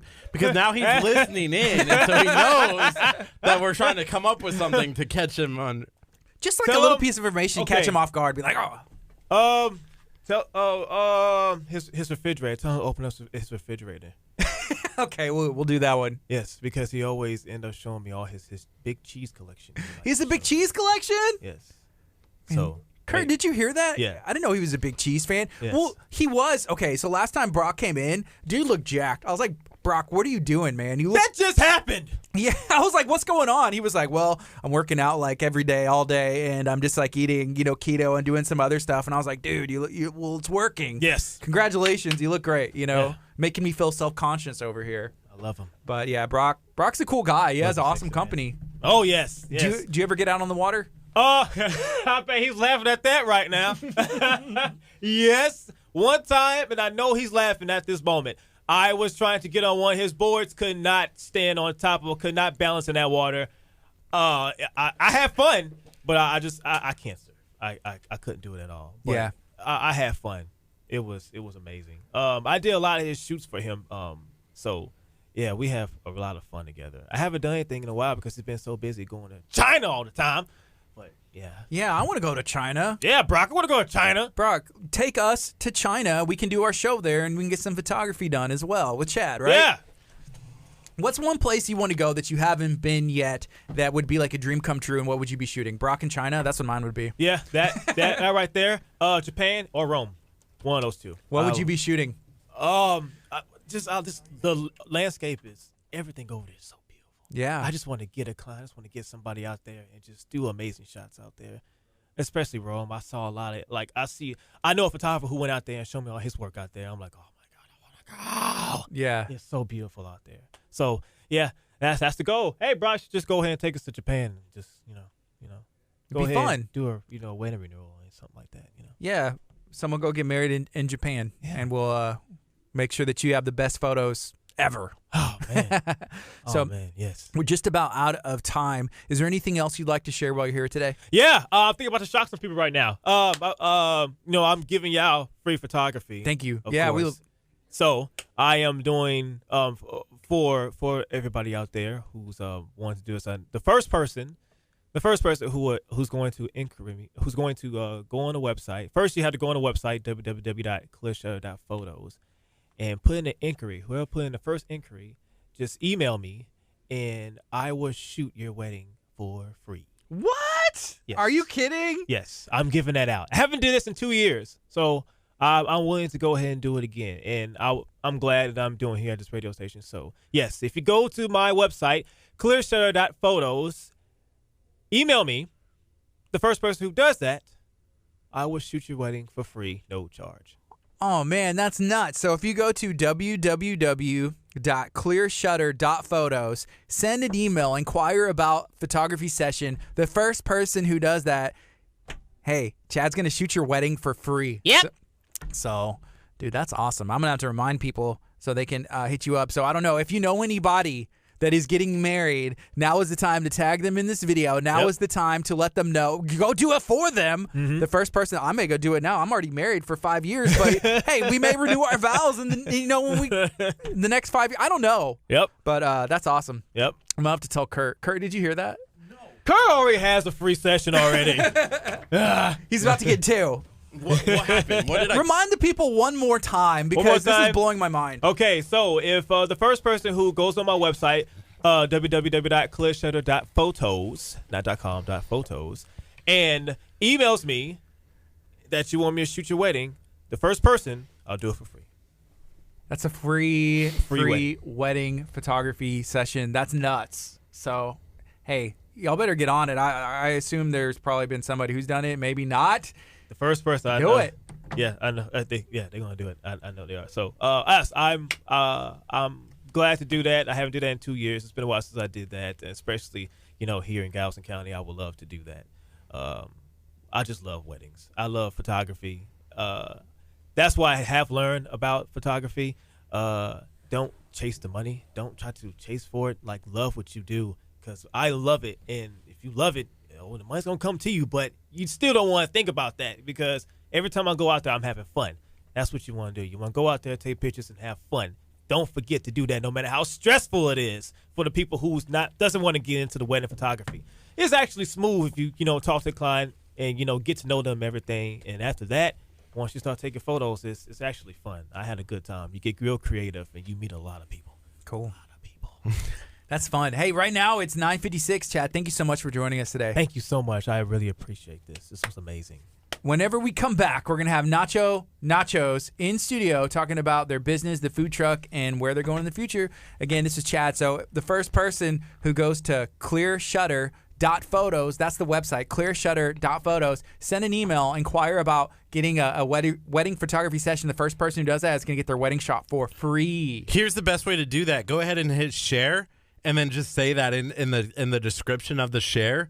So that way people know. Maybe it will go viral and somebody will get that free wedding who really needs it the most. Yes. Tag at Butler's Courtyard or something too. You know, there might be a wedding place out there that would be able to help this. So go ahead and just hit that share button and tell people. This is KHEA Radio 99.5 FM. Taking a quick break. Whenever we come back, Nachos in studio. This is 10th Avenue North.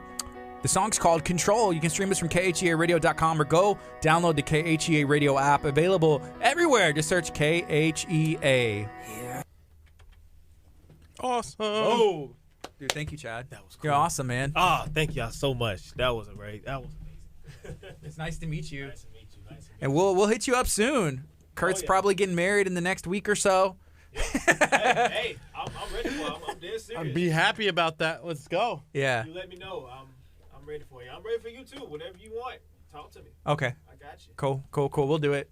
All right. We'll do some stuff. So again, make sure you hit up Chad and let's have some fun.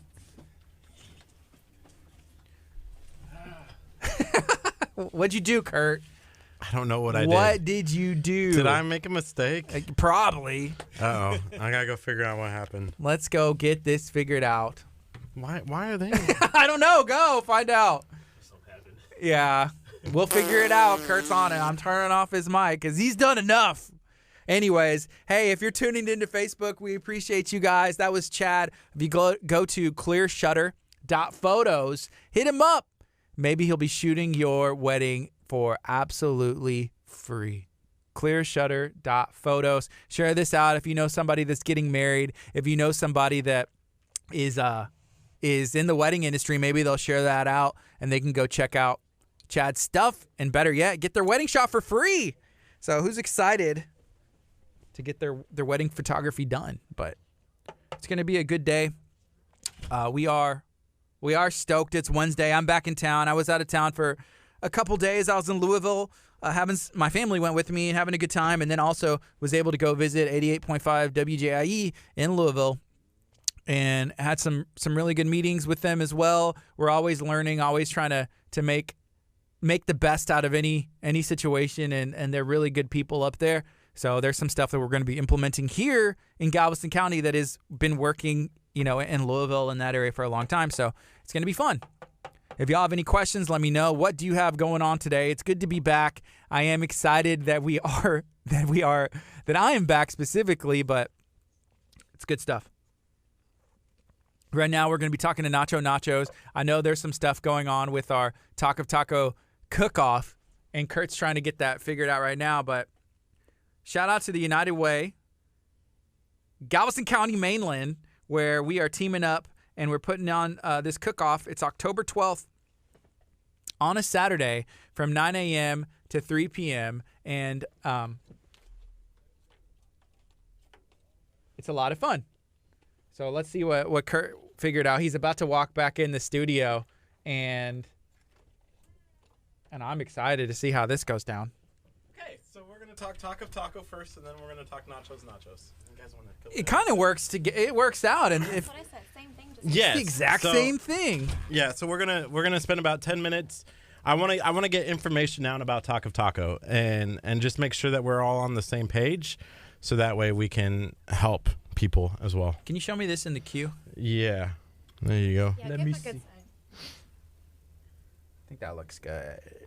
And I'm gonna share this into the Talk of Taco group. If you're not in the Talk of Taco group, then We got you're 20 missing seconds. We got 20 seconds, and we're gonna go on the FM. Could you either move closer to the microphone, or move? You can do it, but you want to be about this far away if you can. Yeah, that's perfect. We got 8 seconds, and here we go. Congratulations. Oh, thank you. I was like, wait, on what? I was like, did I get married again? Here we go. Good morning. This is KHEA Radio 99.5 FM. This is Kickstart. I'm Gardy. And I'm Curt. It's 10:01 on a Wednesday. Very excited because we have a huge event that's coming up, and it's in October. It's an event everybody needs to mark their calendar. We're going to be talking about it, so you can make your plans now. You can get your team together now, and you can find out how you can be involved and also contribute to a very good organization that does a ton of amazing things in our area. Good morning. How are y'all doing today? Great. How are you? I'm awesome. I'm glad that y'all are here. This was 100% planned. I knew about it. Talk of Taco is probably the best event ever. I'm out of town for a couple days. Everything's falling apart, and I just get back and I'm trying to figure out what's going on. But how are y'all doing? I'm great. It's nice outside.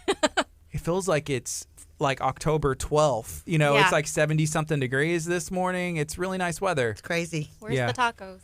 The tacos, we have a bunch of stuffed ones and toy ones, but there's going to be some real ones that are going to be, everybody can eat them October. I don't think they have nachos. Nachos is coming up next in about 10 minutes or so, but I don't think they have tacos, but they have apparel. And they do tacos. So what is the Talk of Taco cook-off? We've been talking about it before, but Never heard of it. never heard of it. Never heard of it. Wow. Well, KHEA was, great. Y'all are amazing, and y'all were approaching us about how to do an event where it could benefit United Way. And so there's the established Talk of Taco group, and everybody loves tacos. So we have a taco cook-off coming up October the 12th, and there's a lot of different ways to get involved. We already have a few vendors signed up, and we have a few cook-off teams, and we have a bronze sponsorship that's already sold. I saw that. I got Yeah. that email, and I was so excited. I like literally started, jumping, and I was driving. I was like, oh, and then I obviously didn't check my phone when I was driving, but when I stopped and looked, I was emailing, I was like, this is amazing. I went running through the church building, like high-fiving people. I know. I wanted to go to A&A and be like, yes. Shout out to A&A Machine and Fabrication, Mr. Alan Hutchins over there, holding it down. He's a bronze sponsor of the Taco Cook-Off. If you want to become a sponsor, it's easy to do so. There's an Eventbrite link, and I'm sure it's already been linked in here. Kurt's about to, but how can somebody get involved, Curt? Somebody can get involved by going to our Facebook page, clicking on events. There's an event in there called Talk of Taco. It's taking place October 12th, and you can sign up. One of the things that we're encouraging people to do is if they are doing a cook-off team, that they need to do that early. Can you guys kind of stress why that's important for the United Way to kind of see those numbers ahead of time? yeah. So we need to be able to plan the event out, be able to get the spaces allocated out at the parking lot here. And then also we're going to be having T-shirts for participants. So we need to be able to know who's going to be a sponsor so we can put their name on the back of the T-shirt and just know how many T-shirts to be able to order. And then, of course, as it gets closer to the date, we want to let everybody in the community know, hey, this is, we've growing and we have this many people. So it's, get in first. And I was approached by one lady the other day, and she said she sells apparel, and she is the only one who is able to be there because, like, a certain license, you can only have one representative. So she's like, I got in early so that nobody else could come. Did she already sign up? She did. Because there was somebody else that I don't know if it was the same one. I think I told him to message the link, but there is somebody who did that. We're maybe talking about the same person. Yeah, she reached out to us. Okay, so cool. we're good. But yeah, get involved early, get your spots. That way we'll be able to have enough tacos for everybody. So I'm excited. I'm not going to eat breakfast the day of. I'm so excited. I'm like coming with an empty stomach. Who do you think would be ideal for a team? Like schools, police officers, cities, restaurants, individuals? All of them. I'm hoping, not to put them on blast, but I'm hoping Pit Stop comes out. There's a couple of other ones, but I'm a fan of Pit Stop. I love Pit Stop. So hopefully they'll be able to come and make an appearance and cook some good food. Yeah, we had KHEA, I believe. She's one of the council members for the city of Lamarck, and she was on our show the other day. And then we had Tink Jackson, the city manager of Lamarck. So they're going to do a Lamarck team. And so we're hoping we can have a Texas City team, like maybe a team from, maybe we'll talk to Mayor Tabor with Santa Fe, like get these different cities to come out and represent, and have some fun. It's going to be benefiting a good cause that ends up going back to all of our area, Galveston County. Mm-hmm. So and I know a lot of police officers do a lot of cook-off too, so you can have competitiveness against the group. So it'll be fun. Yeah. So you're the financial. Remind me your name one more time. Betty Willis. Betty, you're one of the financial directors for Yes. the United Way. Why should somebody, like, again, this is benefiting the United Way of Galveston County mainland. What does that go to? What does that help? Or how is that helping the community? Well, at United Way, we support 29 agencies here on the mainland of Galveston County. And what that means is we go out and raise funds every year. They all have to apply annually. We have a group of, I believe, 60 volunteers that go over all the applications and actually do interview the directors and other members of those organizations. And those are the people, those volunteers are the people that decide how much money we should allocate to each agency. And then they present their recommendations to our board. We couldn't do this without the people and the volunteers that we have here in Galveston County. And the money that we raise stays in Galveston County. That seems like it'd be a tough job, combing through the financials, because they have to turn over everything, right? Yes, I just finished another audit. We are audited every year, and I'm lucky to say, we did meet her. knock Sorry, on wood. buddy. That's okay. Knock on wood, we've got another clean audit, and I'm very proud to work for United Way. Are you excited, Betty, about the Talk of Taco cook-off? Are you excited about tacos? Or Yes, I'm more excited about tacos than I would be a barbecue cook-off. Yeah. We do have a seafood cook-off when we have a fishing tournament coming up also, so the seafood cook-offs are good too, but I really prefer tacos over barbecue. When is the seafood cook-off? August 2nd. That's the marathon Yes. fishing tournament. That's awesome. Yeah. And so y'all put on these big events. I know we got through the firefighter games. What are some other events that y'all do that we're trying to add Talk of Taco to the ones that y'all already have established? So Marathon does a lot of events for us. They do a golf tournament for us, and then the fishing tournament. And then this year they're bringing back their sportsman tournament.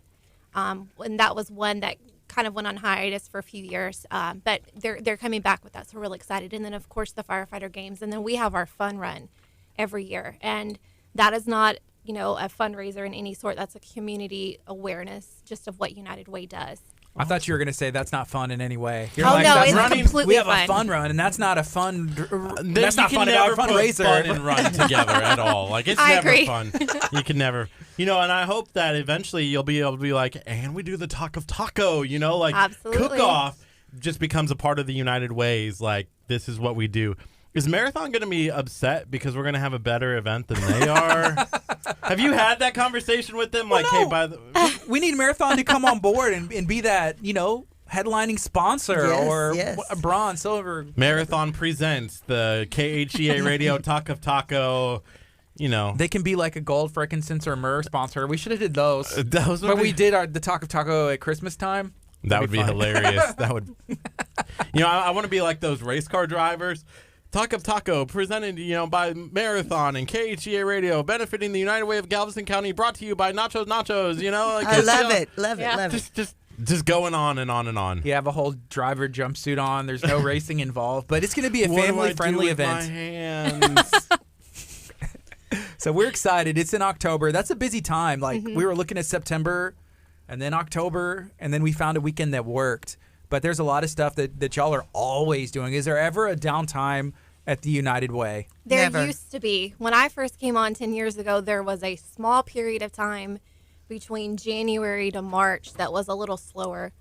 But Filled it up. we filled it. We found something to do. So now we have our VITA program. We provide, we do income tax preparations for lower income families. So during that time, we've done like more than 200 tax returns last year. Wow. Yeah. So we're always busy. Is there anything else y'all would like to share while y'all are here right now? Our campaign is kicking off. We have $2.5 million we have to raise this year. And thankfully, we have a lot of great partners that do the events like y'all do that help us get there. But what's so important about it is we have some agencies who rely solely on United Way as their funding mechanism. So if it wasn't for United Way's funding, those agencies that provide vital services, they would completely be gone. They wouldn't be an establishment anymore. So it's really important that we have support in the community. And if someone's interested in how to give back to United Way, just, I encourage you to go to our website, to go to our Facebook page, call our office. We're always looking for volunteers. We're always looking for support of any kind. Awesome. Well, thank you all for hanging out with us and joining us for a bit today. I'm Thank you. sorry it was so short and it was my fault. No problem. That's okay. We appreciate everything. Yes. We're going to take a quick break. When we come back, we're going to have nachos, and we're not letting them leave the studio till they enter into the Talk of Taco Cook-Off. It's KHEA Radio. Abundant life. What's a nacho? I think they're a business in Pearland. They're a restaurant and a food truck. They just celebrated 2 years. And from what I understand is it's like a build your own nacho kind of thing where you add your like meats and stuff It's on like top. a Fuddruckers, but for nachos. Ooh, I think we're going to learn Salada more for about nachos. Yeah. it. We haven't been, but we're super excited to learn a little bit about what they do and what they offer. Maybe we'll have to have a Talk of Taco meeting over there one day. Definitely. Yes. Oh. See, we got to start going around and just handing out flyers There you go. and just being like, get your cook-off team in. Get your cook-off team in. Awesome. Yeah, give us some tasters right now.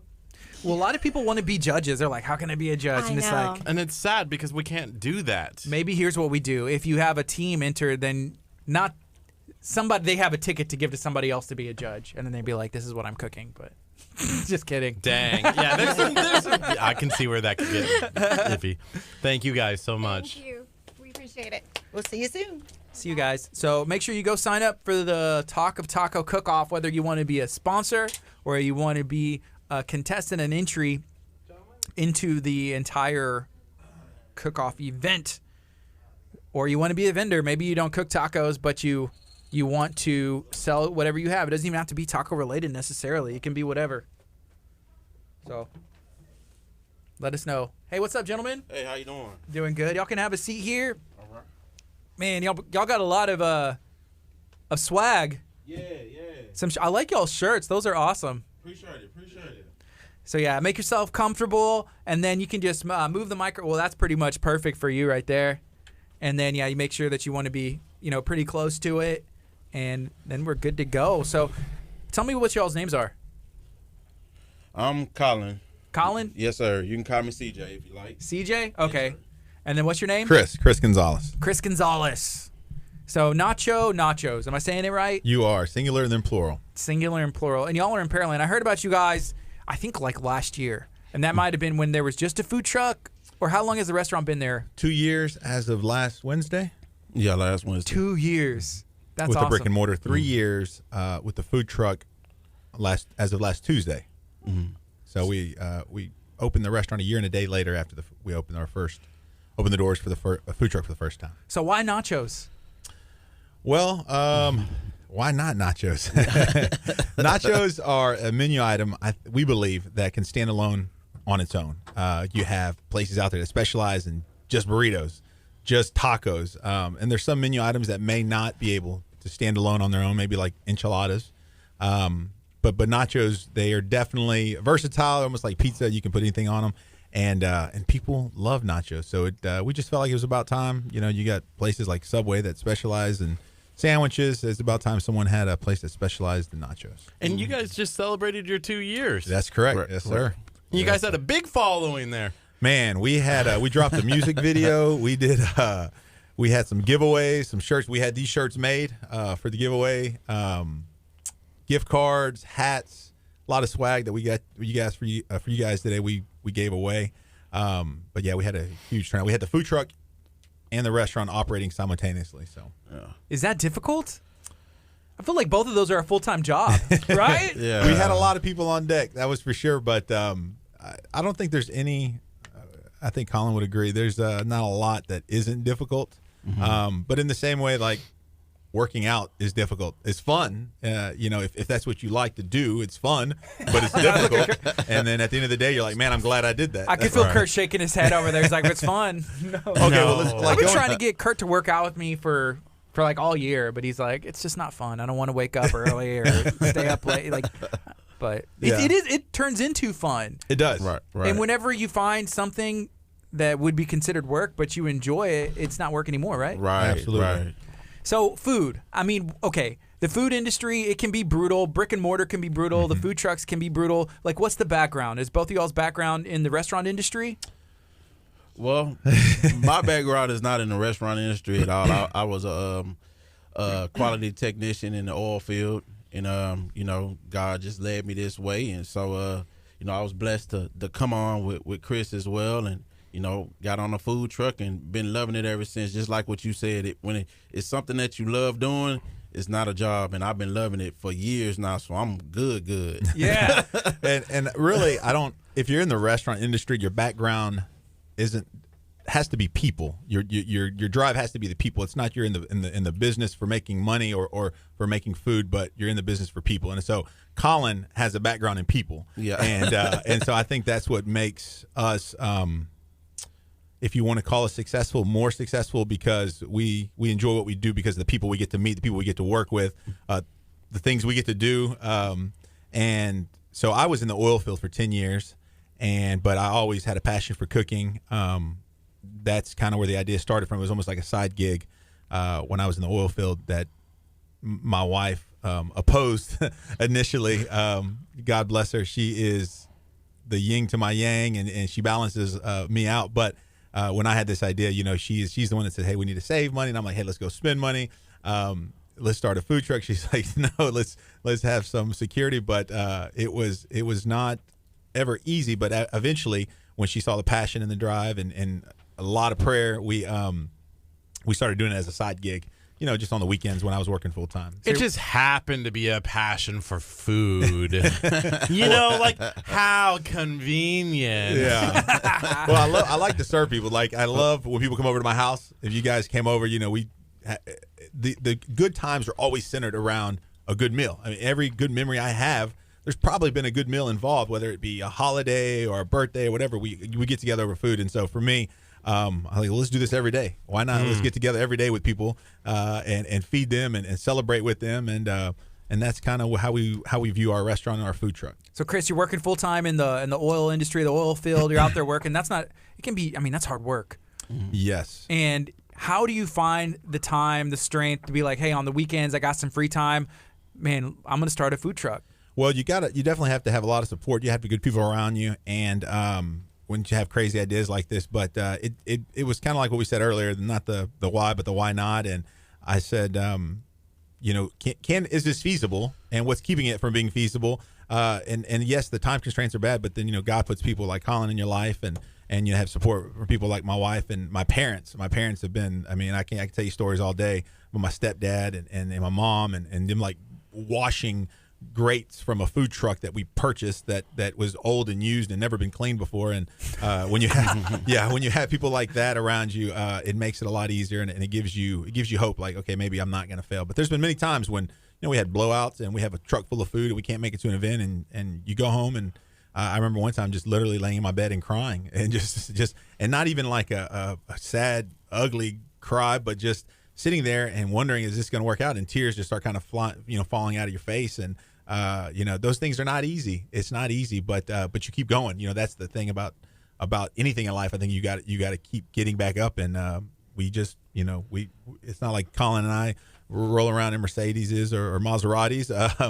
We just keep going every day. Yes. Every day. The next year, who knows what the next year may hold. So how long did you work full time, still in the oil field, before you said, hey, this is working, and for it to continue growing, I got to take a step back. Let's go. So I was in the oil field from 2006 to 2016, 10 years, and January 1, 2017, that was the last day of my tenure. I had been laid off, but they gave me until January 1 to find a new job. And so for a couple of months in the beginning of January 2017, I worked, and I finally ended up, when the restaurant opportunity came, I left that job. But it was, oh my goodness, it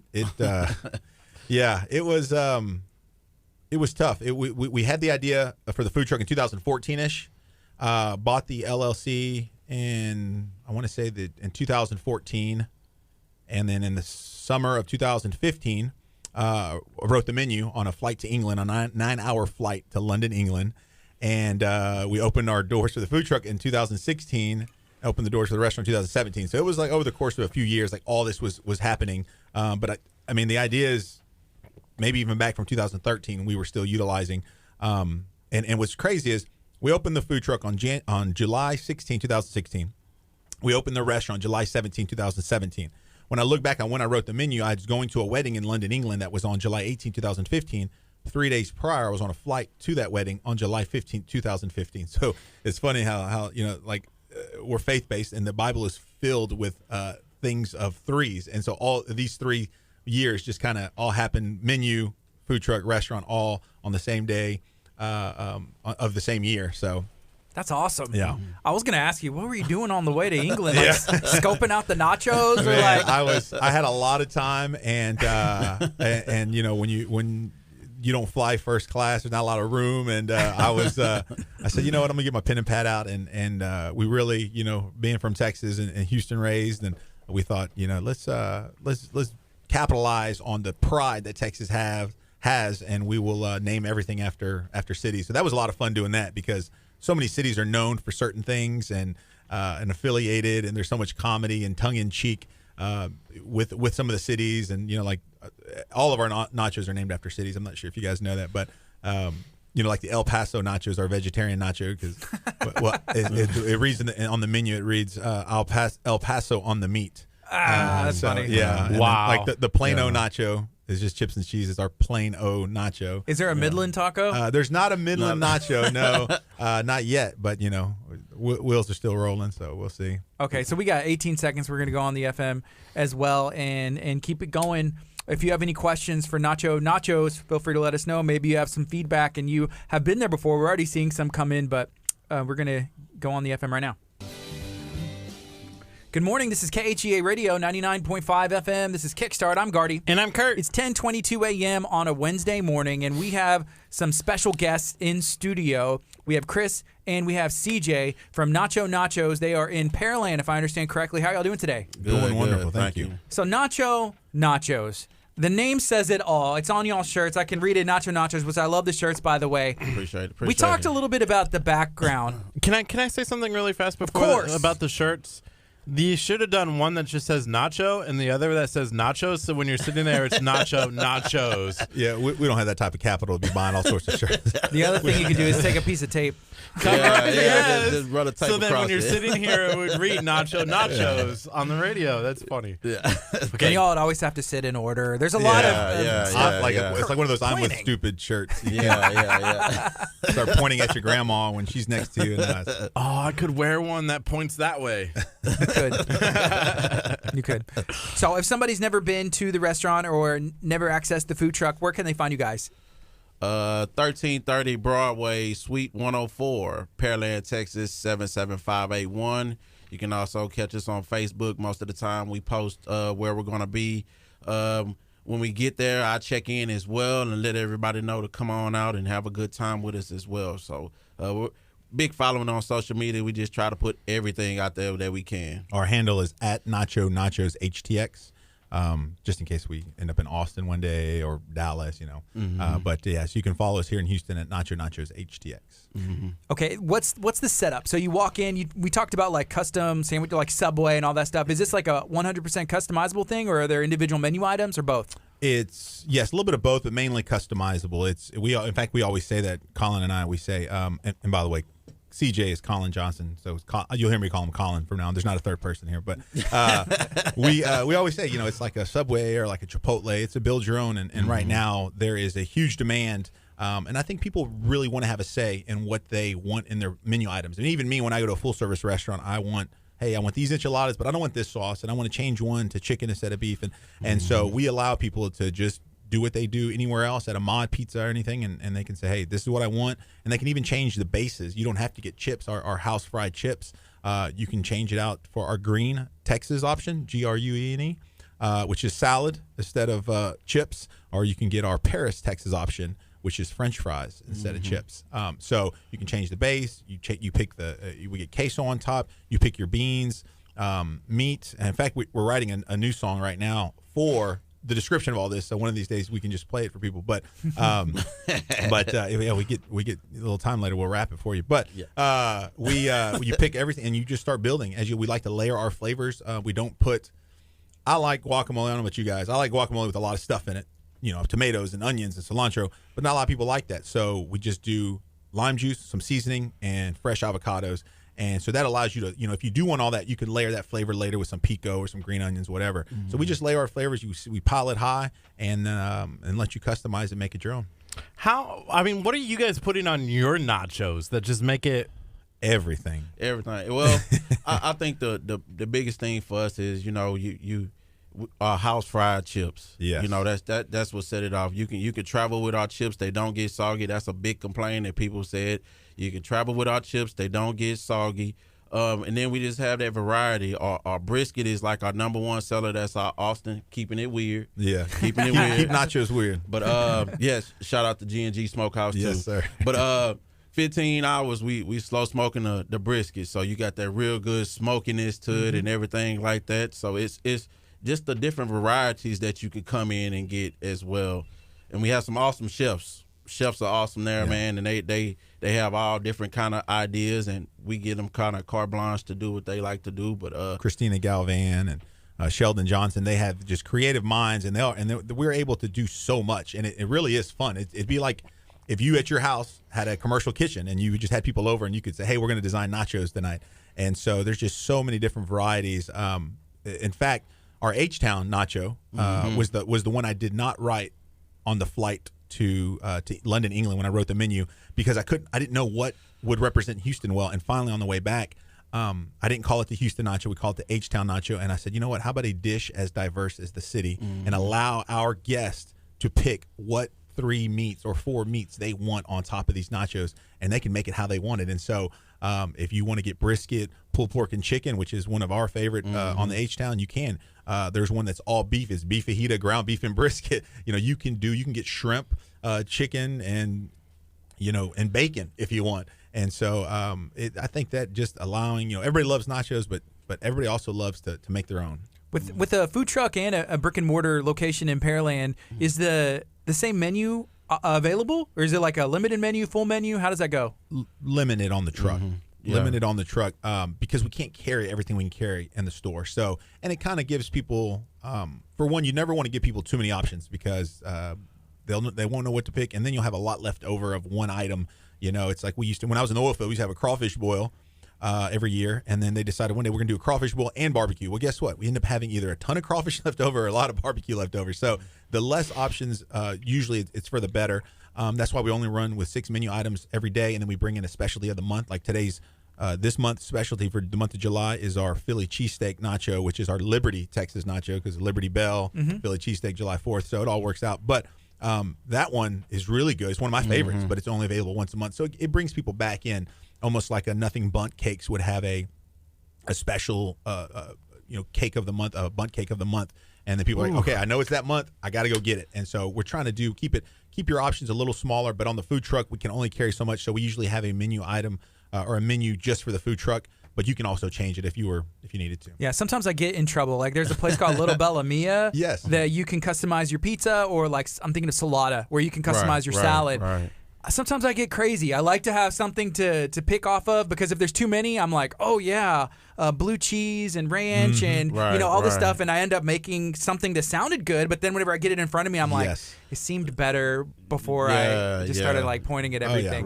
So having those limited items or like something to go off of kind of would be a big help. I've been to ramen places in Houston that will tell you, do not get this with this. It tells you on the menu. I almost feel like put some of those up there, but really, you can't really go wrong with nachos because it's just the way we lay our flavors, sour cream and barbecue sauce and avocado cream sauce. I mean, it all goes well together. So. That's as long as it has queso, like liquid gold. I feel like you can have anything. Like that's what I'm going. Like I don't understand people who do that where they sprinkle the shredded cheese or whatever I on like there. shredded cheese. It's well, not hey, good y'all on can a both nacho. win because we got both of them at the store. So right. Queso is an automatic, but you can also add shredded cheese. What I like to do, and here's a little hint for any of the listeners out there, is I like to put shredded cheese on my chips first, and then put the queso draped on top.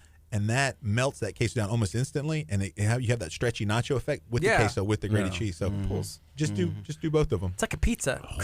I hate shredded cheese, and people who put shredded cheese on anything should just stop.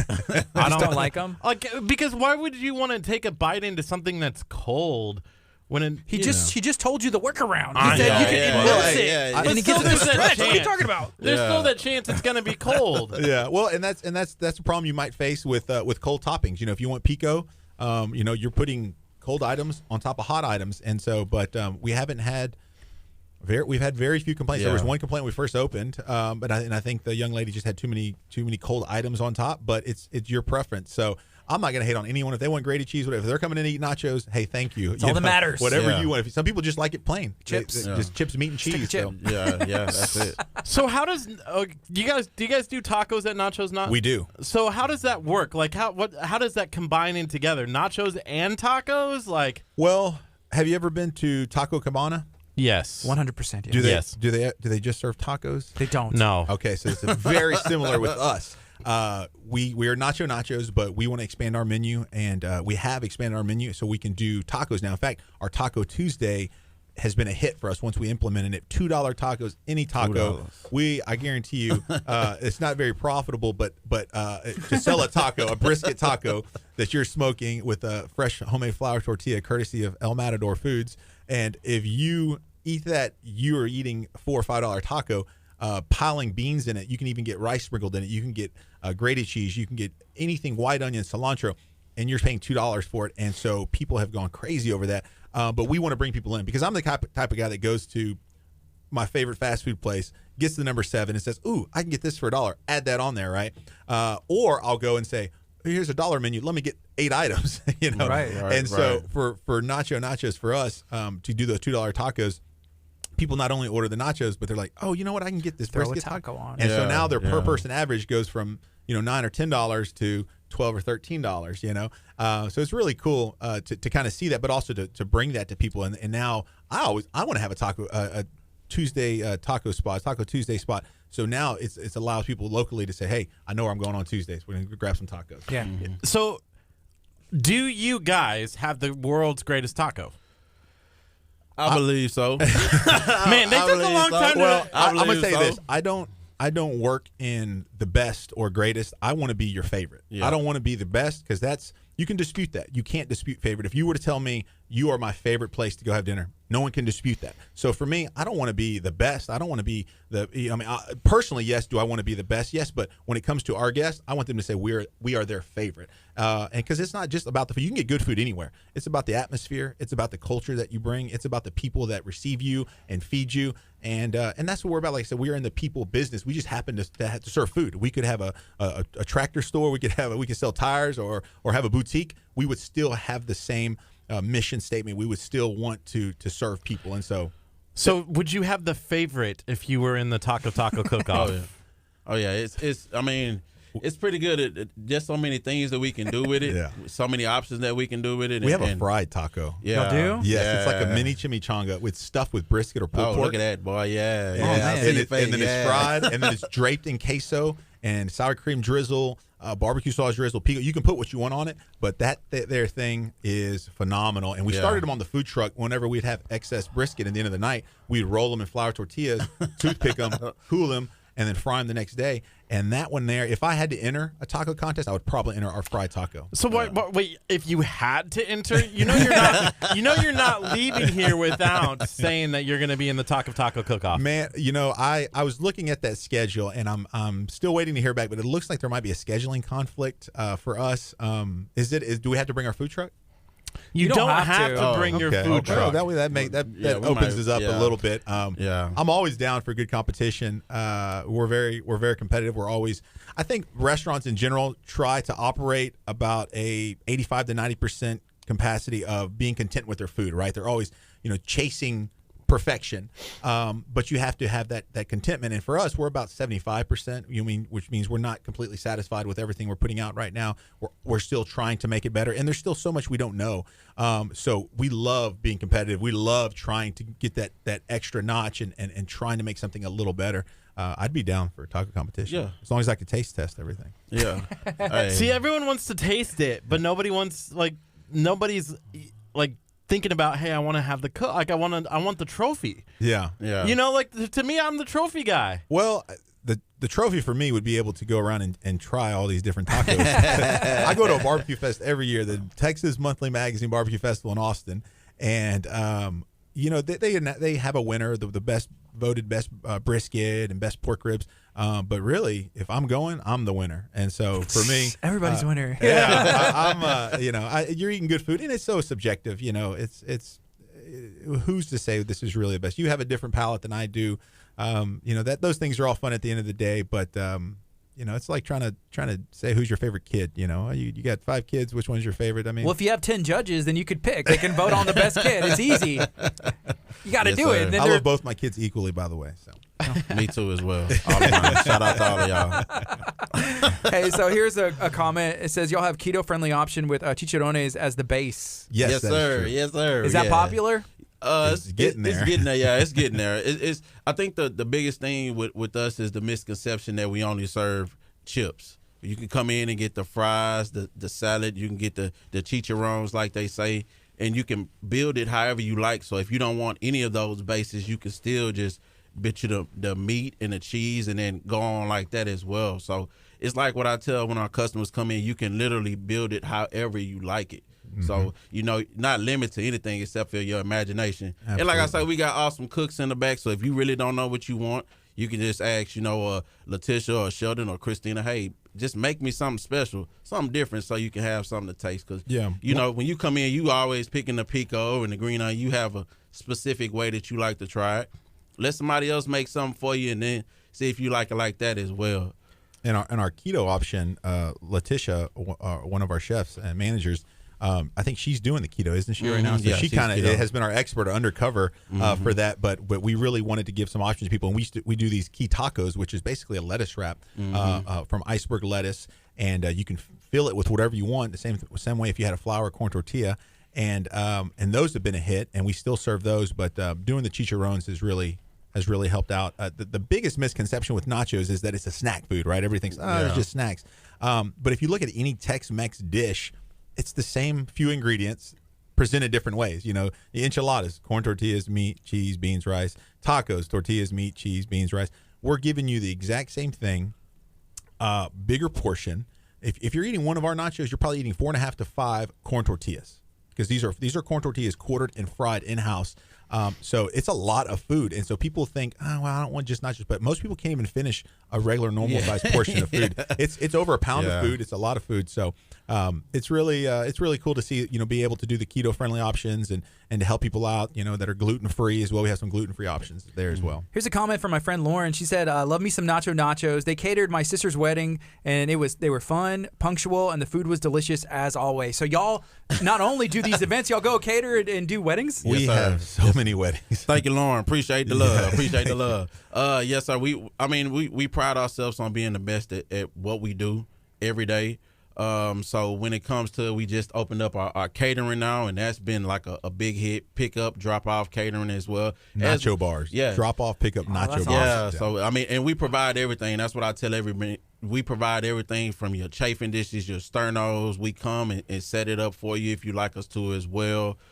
Everything is included, and everything is yours at the end of the day. So if you want to use us again, you have the chafing dishes and the sternos and everything already set up. So it's just showing love. That's all it is. One of our philosophies is we're trying to make it as easiest as possible for people to eat. So if you have a party, we dropped off a nacho bar last night for 25 people in League City for a 9th birthday party, and we got a lot of love to the young ones, because the young ones, kids love nachos, so they're always asking to come in. They're always asking for it. They want it for their birthdays. But yeah, we drop it off, we set it up, and we're out, and it's a lot of fun to see the looks on people's faces when they know, man, I can build my own nacho here at my own house. And so the weddings, we have a wedding near Austin in December. We're actually traveling to. We have weddings locally that we do down in Angleton at the Springs. They're always calling us out. And so it's a lot of fun to be a part of people's lives, and you get to see that and hear the stories. We have a couple that came in, I think, after they got married. They closed on a house. They came to celebrate in our restaurant. They had their first child. The first place they took their child to eat outside of the house was our restaurant. So it's really cool stories, and we get to be involved and be a part of that with so many different facets. It's amazing. So we've learned a bit about the history and what y'all offer, where you're at. And I want to touch more about, like, how did y'all decide on nachos? Did it come to you in a dream? And I know he said, like, why not? You said, like, why not? Which is true. But have y'all seen that anywhere else, or is it just like a brainstorming thing that kind of came? Okay, so I'll take this one because it was really inspired by my mom and my 2 dads. Okay, so my biological father, who's Mexican, my mom who's Mexican, and my dad who's white, my stepdad. It kind of came from them because I got a little bit of both. My stepdad smoked meats. He's old country dude. And he would smoke for us. In fact, he told me that his first brisket he ever smoked for us was terrible. It was hard. He couldn't even cut into it. But he has since got a lot better at it. And so growing up, I would get the best of both worlds. I would get smoked meats and homemade flour tortillas and Mexican rice and beans. And so it was this fusion of two of the, I would say, most popular dishes, cuisines in all of Southeast Texas. I venture to say all of Texas. And we would eat this. We would get the brisket enchiladas if we wanted it. We would get the tacos. And my stepdad loved a local restaurant where we lived that served barbecue nachos. And I would always tell him, Dad, these nachos are crap. They use, can I say crap on the radio? Yeah. Yeah, I guess. Yeah, we just did. I mean, it just happened. And these nachos are terrible. They use Rico's cheese. They had these thin tortilla chips that you would get at the grocery store. They had good brisket. It was decent brisket, but that was the only thing. So really, you're just eating cheese and soggy chips over good brisket. I said, Dad, we could do so much better with this. And we would actually fry our chips at home. We would make, who hasn't made a good batch of Velveeta queso using some Rotel and milk, right, and some butter. And so we would do that at the house, and we would make our own. I said, Dad, these are so much better. And that idea kind of progressed at the turn of in the later 2000s, where I was like, man, we could do this. Food trucks are getting popular. Why don't we do this? We have the pulled pork that we're smoking. We have the brisket. We could do a few other items and make this happen. And so it really came from that and the love for food and the background that my parents gave me. My mom cooked. Even my biological dad actually got me into cooking when I was like 7 years old, buying me a little Tykes barbecue pit that I would go around. And I remember the feeling I would get when I would hand my brother or my dad one of these plastic steaks and they would pretend to eat it, like, oh, that was so good. My dad more than my brother. My brother was always annoyed by me, but he would entertain me. And I remember this feeling that erupted from the inside of me, like, man, I just did something great for somebody. And to this day, I have that same feeling. I didn't know what it was back then, 30 years ago, but now it's like that feeling is replicated, and we're able to feed, our families and our friends. And when people come through the door, as cliche as it may be, they become our family. And so it's that same feeling of we did something good, and we were being a part of feeding people. You only need oxygen, water, and food to survive, right? We get to participate in a couple of those, and that's pretty awesome. Somebody asked in these comments on our Facebook stream, if you're watching on Facebook, feel free to ask questions or share this out. It's 1043. This is 99.5 FM, KHEA we're talking to Nacho. Somebody asked if y'all had any vegan options, which I think when you can create your own, I'm already seeing some things that can be pieced together. Is that something that y'all can accommodate to? The only thing that, and I'm not, you have to verse yourself and make yourself knowledgeable when it comes to gluten-free, vegan, vegetarian.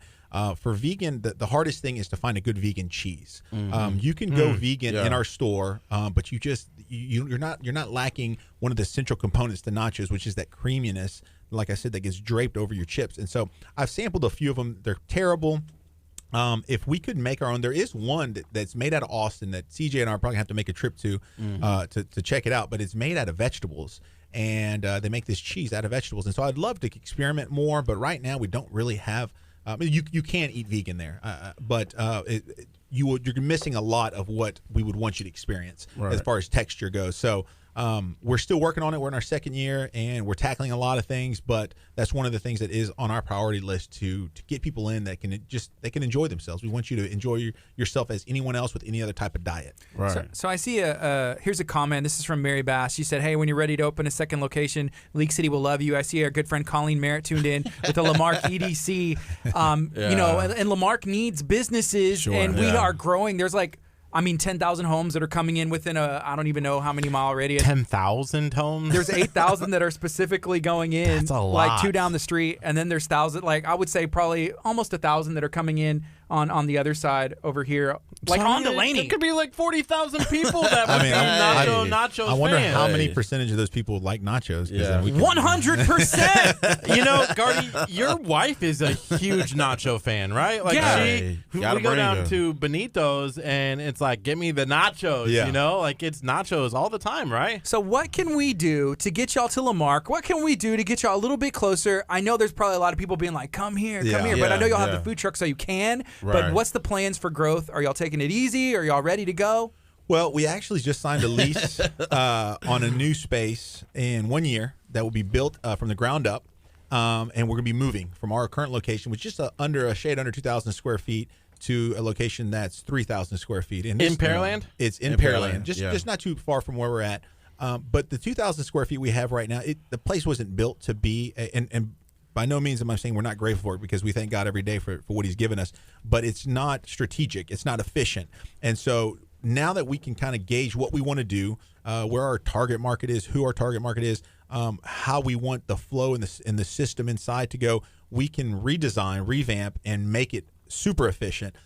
Utilize the space, because when we had our 2-year anniversary, we had people leaving because there was no seating, and I hate that. I hate for people that, like I said, if you came to my house and you said, "Oh, there's too many people at your house, Chris, I'm leaving," I'd be like, "Well, let's open up my bedroom. Let's eat over here. Let's open up the backyard." And so we want to be able to do that, and this new space will allow us to do that. So I think for us, growth, we're focusing on that space first and getting the capital and everything to get the restaurant equipment and get it going.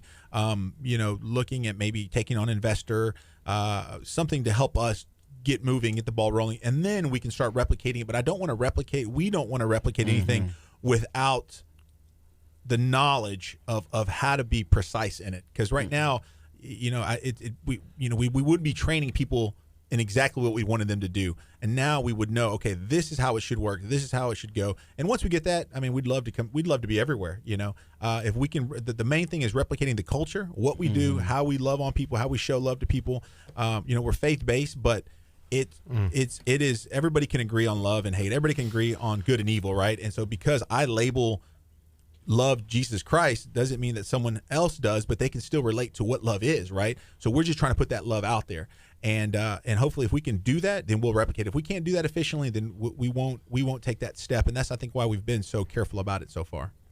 Wow. So it's 10:47. We have about 10 minutes left. We're talking to Nacho Nachos. We got Chris. We got Colin. They are Nacho Nachos, located in Pearland. Just celebrated 2 years of the restaurant, 3 of the food truck. Yes, sir. Yes, sir. And it's just one food truck currently? One food truck.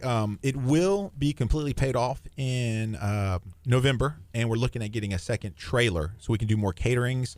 One that it doesn't have to go through so much rigorous inspection. It's just hot holding and cold holding. So we cook everything in house. So we can just load up our trailer, come on down to KHEA radio, and serve the great staff over here or whatever we have to do. And, I love it. Yeah. Wait, is the truck out there now? No, it's not out there today. Kurt's about to just unplug and just running outside. I'm running with it plugged in. It's like, we're actually looking for some teachers. We're trying to film a promo. I don't know if you guys have seen any of our music video from last week, but we're doing a lot more for our social media and as far as promotions go and advertising goes and the marketing side. But we're trying to look for teachers we can feed for free that will be in our Go Back to School promo commercial. That's cool. Yeah, we're reaching out. We've been reaching out to some of our teachers and saying, hey, who wants to eat? Well, we're gonna film you. If you can't find teachers and need actors, I think we can do that. Wait. You can't imitate one of us. You can't imitate one of us. I can eat. Yeah. I've been filmed eating before, and I feel like I'm a great actor when it comes to eating and acting. I just you feel would like be an insult to all of us who thought these kids. He might have good range. I mean, we could have him do some research for your part by being around a bunch of either third graders or high schoolers and trying to contain them, and then we'll see how he does. Look at my eyes, Gardy. Look at my eyes. You cannot do this for us. Well, maybe you're right. It does take a lot. School's going back into session, and why not, nominate your teacher, your kid's teacher, and see if they want to get in this commercial, get in this video promo. That'd be a lot of fun. Please do. So how can somebody go ahead and order the truck? Because I need one for next Wednesday night. Okay, well, we book up usually about a month and a half in advance on the weekends, but we do have some spots available. What we do is you can go to our website, nachonachos.com. Okay. And we have a button that says book us with an exclamation mark. You click on that. It has a drop down box, and it'll ask you a bunch of questions. The same questions I would ask you right now. Like I would say, hey, what time is your service? How many people? And all those things. And are there going to be other food trucks there? Is it a private event? Is it a public event? All these things that I would normally ask you is listed. So you can just submit that. Email goes right to us. We look at it, for one, make sure we have the date available, make sure we can accommodate. Because even if we're never going to stretch ourselves thin to where it would affect our service or our quality of our food. And so if I can make it happen, and we can make it happen well, we'll do it. But if we're going to be the possibility of us being late, like the young lady said earlier, punctual, which that was the one thing I heard because I feel like I'm always running late. We want to be punctual. We want to make sure that everything is correct for you. And if we can't do that, then we're not just going to take your money and throw some food at you. We want you to get the whole experience. So go to nachonachos.com, hit the book us button, and we'll make it happen, Captain. You know, Yes, sir. it seems like what Nacho Nachos is about like loyalty and customer service. And here's a comment from one of the ladies I believe that works there. She said, "Thank you, KHEA, for going live. This is awesome. Love being able to watch my Nacho fam." And it was Letitia. Letitia. Letitia. Yeah. Shout out Letitia. I was like trying to pronounce it. I'm sorry about that. But how important is customer service to you guys? Paramount. Yeah. It's paramount. If and I think that's why in the beginning we were hurt so much if someone had a bad experience, because you want someone to experience what you experienced. If I took you to my favorite restaurant and we had a terrible waiter and then the food ended up being undercooked, and I've had all these great experiences and I couldn't share that with you, and you were my best friend, or I brought my wife, or whatever the case was, it would be disheartening. And I think that's what we feel whenever people can't experience what we know we ourselves have experienced and other people have experienced.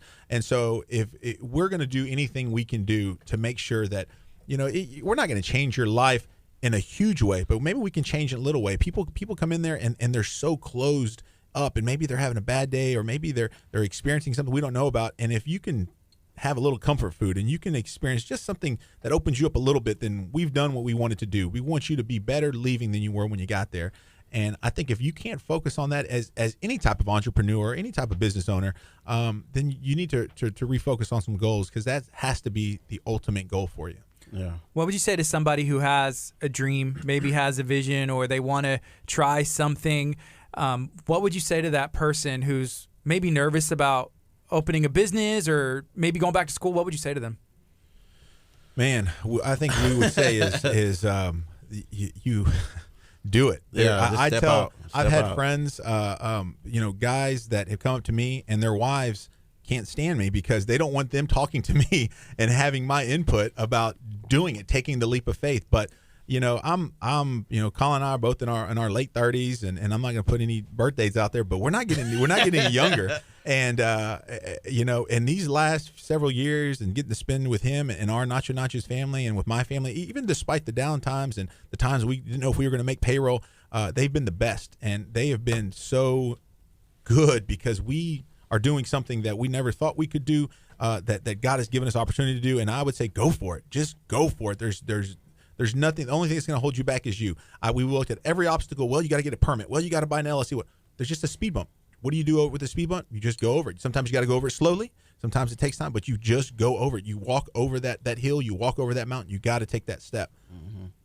This is why their business is successful. Yeah. You got the drive. You got the drive. I appreciate you guys coming in here today, because even for me, I didn't think we could talk about nachos for a whole hour, but it's beyond nachos at this point. It's about how do you start a business? How do you grow a business? Absolutely. Right. Somebody told us, and I don't know who it was, but they said, hey, you're not going to be making money for the first 3 years when you start a business. Sure. Like if you're a small business owner, like those first 3 years, you're not taking home a paycheck. That's absolutely correct. And you are making money. You're just not making money for yourself. You're paying your employees, you're paying taxes, you're paying vendors. It's really predicated on volume. And so we're just trying to get people in the door. We know we have a successful model if we can get people in the door. And so when we have opportunities like this, we have opportunities to make videos and to do social media. We have photographer Jasmine Perla who came in, and she's going to help us with our social media now.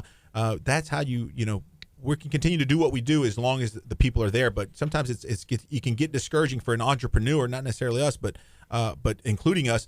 When people aren't coming through that door, or they're not calling you, it can affect you. But you just have to keep going. You have to keep trying, put one foot in front of the other. How much research did y'all do on starting a business before y'all even started, or market research saying like, hey, this is a good spot, it's a good idea? The first 3 years we're not making money. Did y'all do a lot of research, or kind of take it a step at a time? Really, yes, we did a little research, but a lot of it was just thrown into the wind. When you develop your business plan, if you use the SBA.gov, it'll actually make you part of your business plan, it'll ask you questions. Okay, who is your target market? What type of research? What are the numbers? Like I looked at numbers from 2014 to 2015 that showed there was an increase by 2% of people leaving their homes to go eat.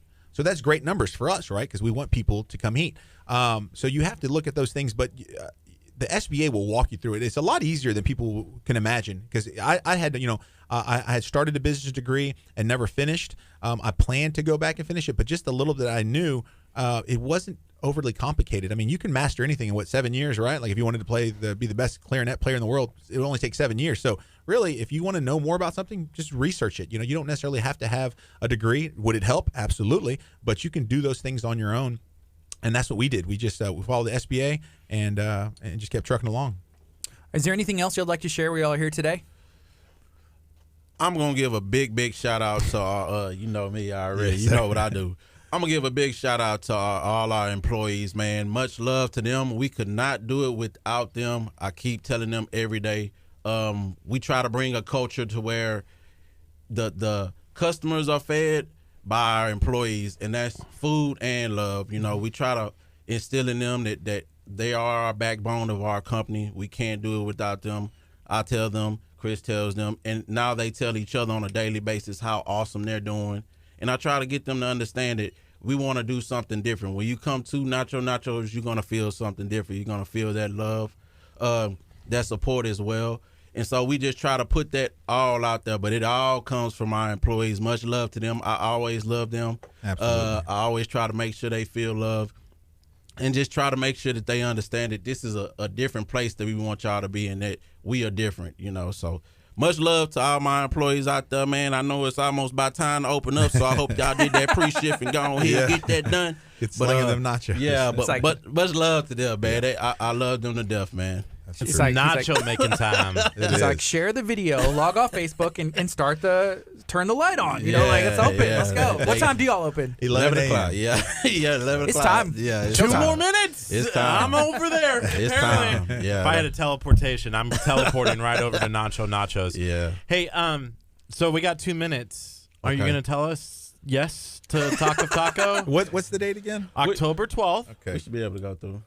We'll be able to, so we can set up like a tent. Is that what Oh, you're yeah, saying? yeah, Set up 100%. probably a tent. So it's $100 for a spot. $100 American dollars? 100 American dollars. 100 taco dollars. We're open. We're open Yeah. to Taco dollars. Different dollars. 100 tacos. Hey, that'll work. Whatever works. That'll work. And then that gets you entry into all 4 categories: beef, chicken, seafood, and chef's choice. Okay. So it's $100. Easy to do, I think. Okay. I don't know. It would be easy for me. well for you. for ballin'. me, balling over here. But then it's an extra $50, and you can sell your tacos as well. If you're So, open to that, but if you don't you're- have to. Oh, okay. Okay. So this is open to everybody, like restaurants, individuals. The okay. city of Lamarck is supposed to have a team. Is a midday event, an evening event? So 9 to 3. set up is at 8 if you want to set up. 8 o'clock, and then 9 to 3 o'clock. I should probably be able to still go out. Yeah. 2 o'clock is whenever the awards are announced, and then 3 o'clock, because it's a family-friendly event, we're Okay. going to have bounce houses. We're supposed to have some stuff for people to do, and then we're going to be there till 3 o'clock so people will be able to hang out. Okay. Yeah, believe me, there's not an event that we don't want to be at. But as I said before, we're not gonna shortchange this event for you guys and give you our scraps when we want to give you our best. But it looks like we might be able to make it happen, so we will definitely. That's what I like to You hear. can pencil us in. Yeah. Okay, we will let you leave. We'll let you leave the radio booth now. Pencil us in with a Pencil golf us- pencil. Yeah. Yeah. All right. Hey, this has been Kickstart. It's 10:59. This is Wednesday. We have an awesome day planned out for the rest of the day. We got some more filming tomorrow. And tomorrow we have some cool guests coming in. Kurt, what do we got going on? Ooh, tomorrow's a packed show. We're actually going to have 3 different guests. Again, Kurt does not know how to run this calendar effectively, but we have Alan Berkey from the Texas City Police Department. He's coming in to talk about an active shooter event that they're going to teach people how to respond in public.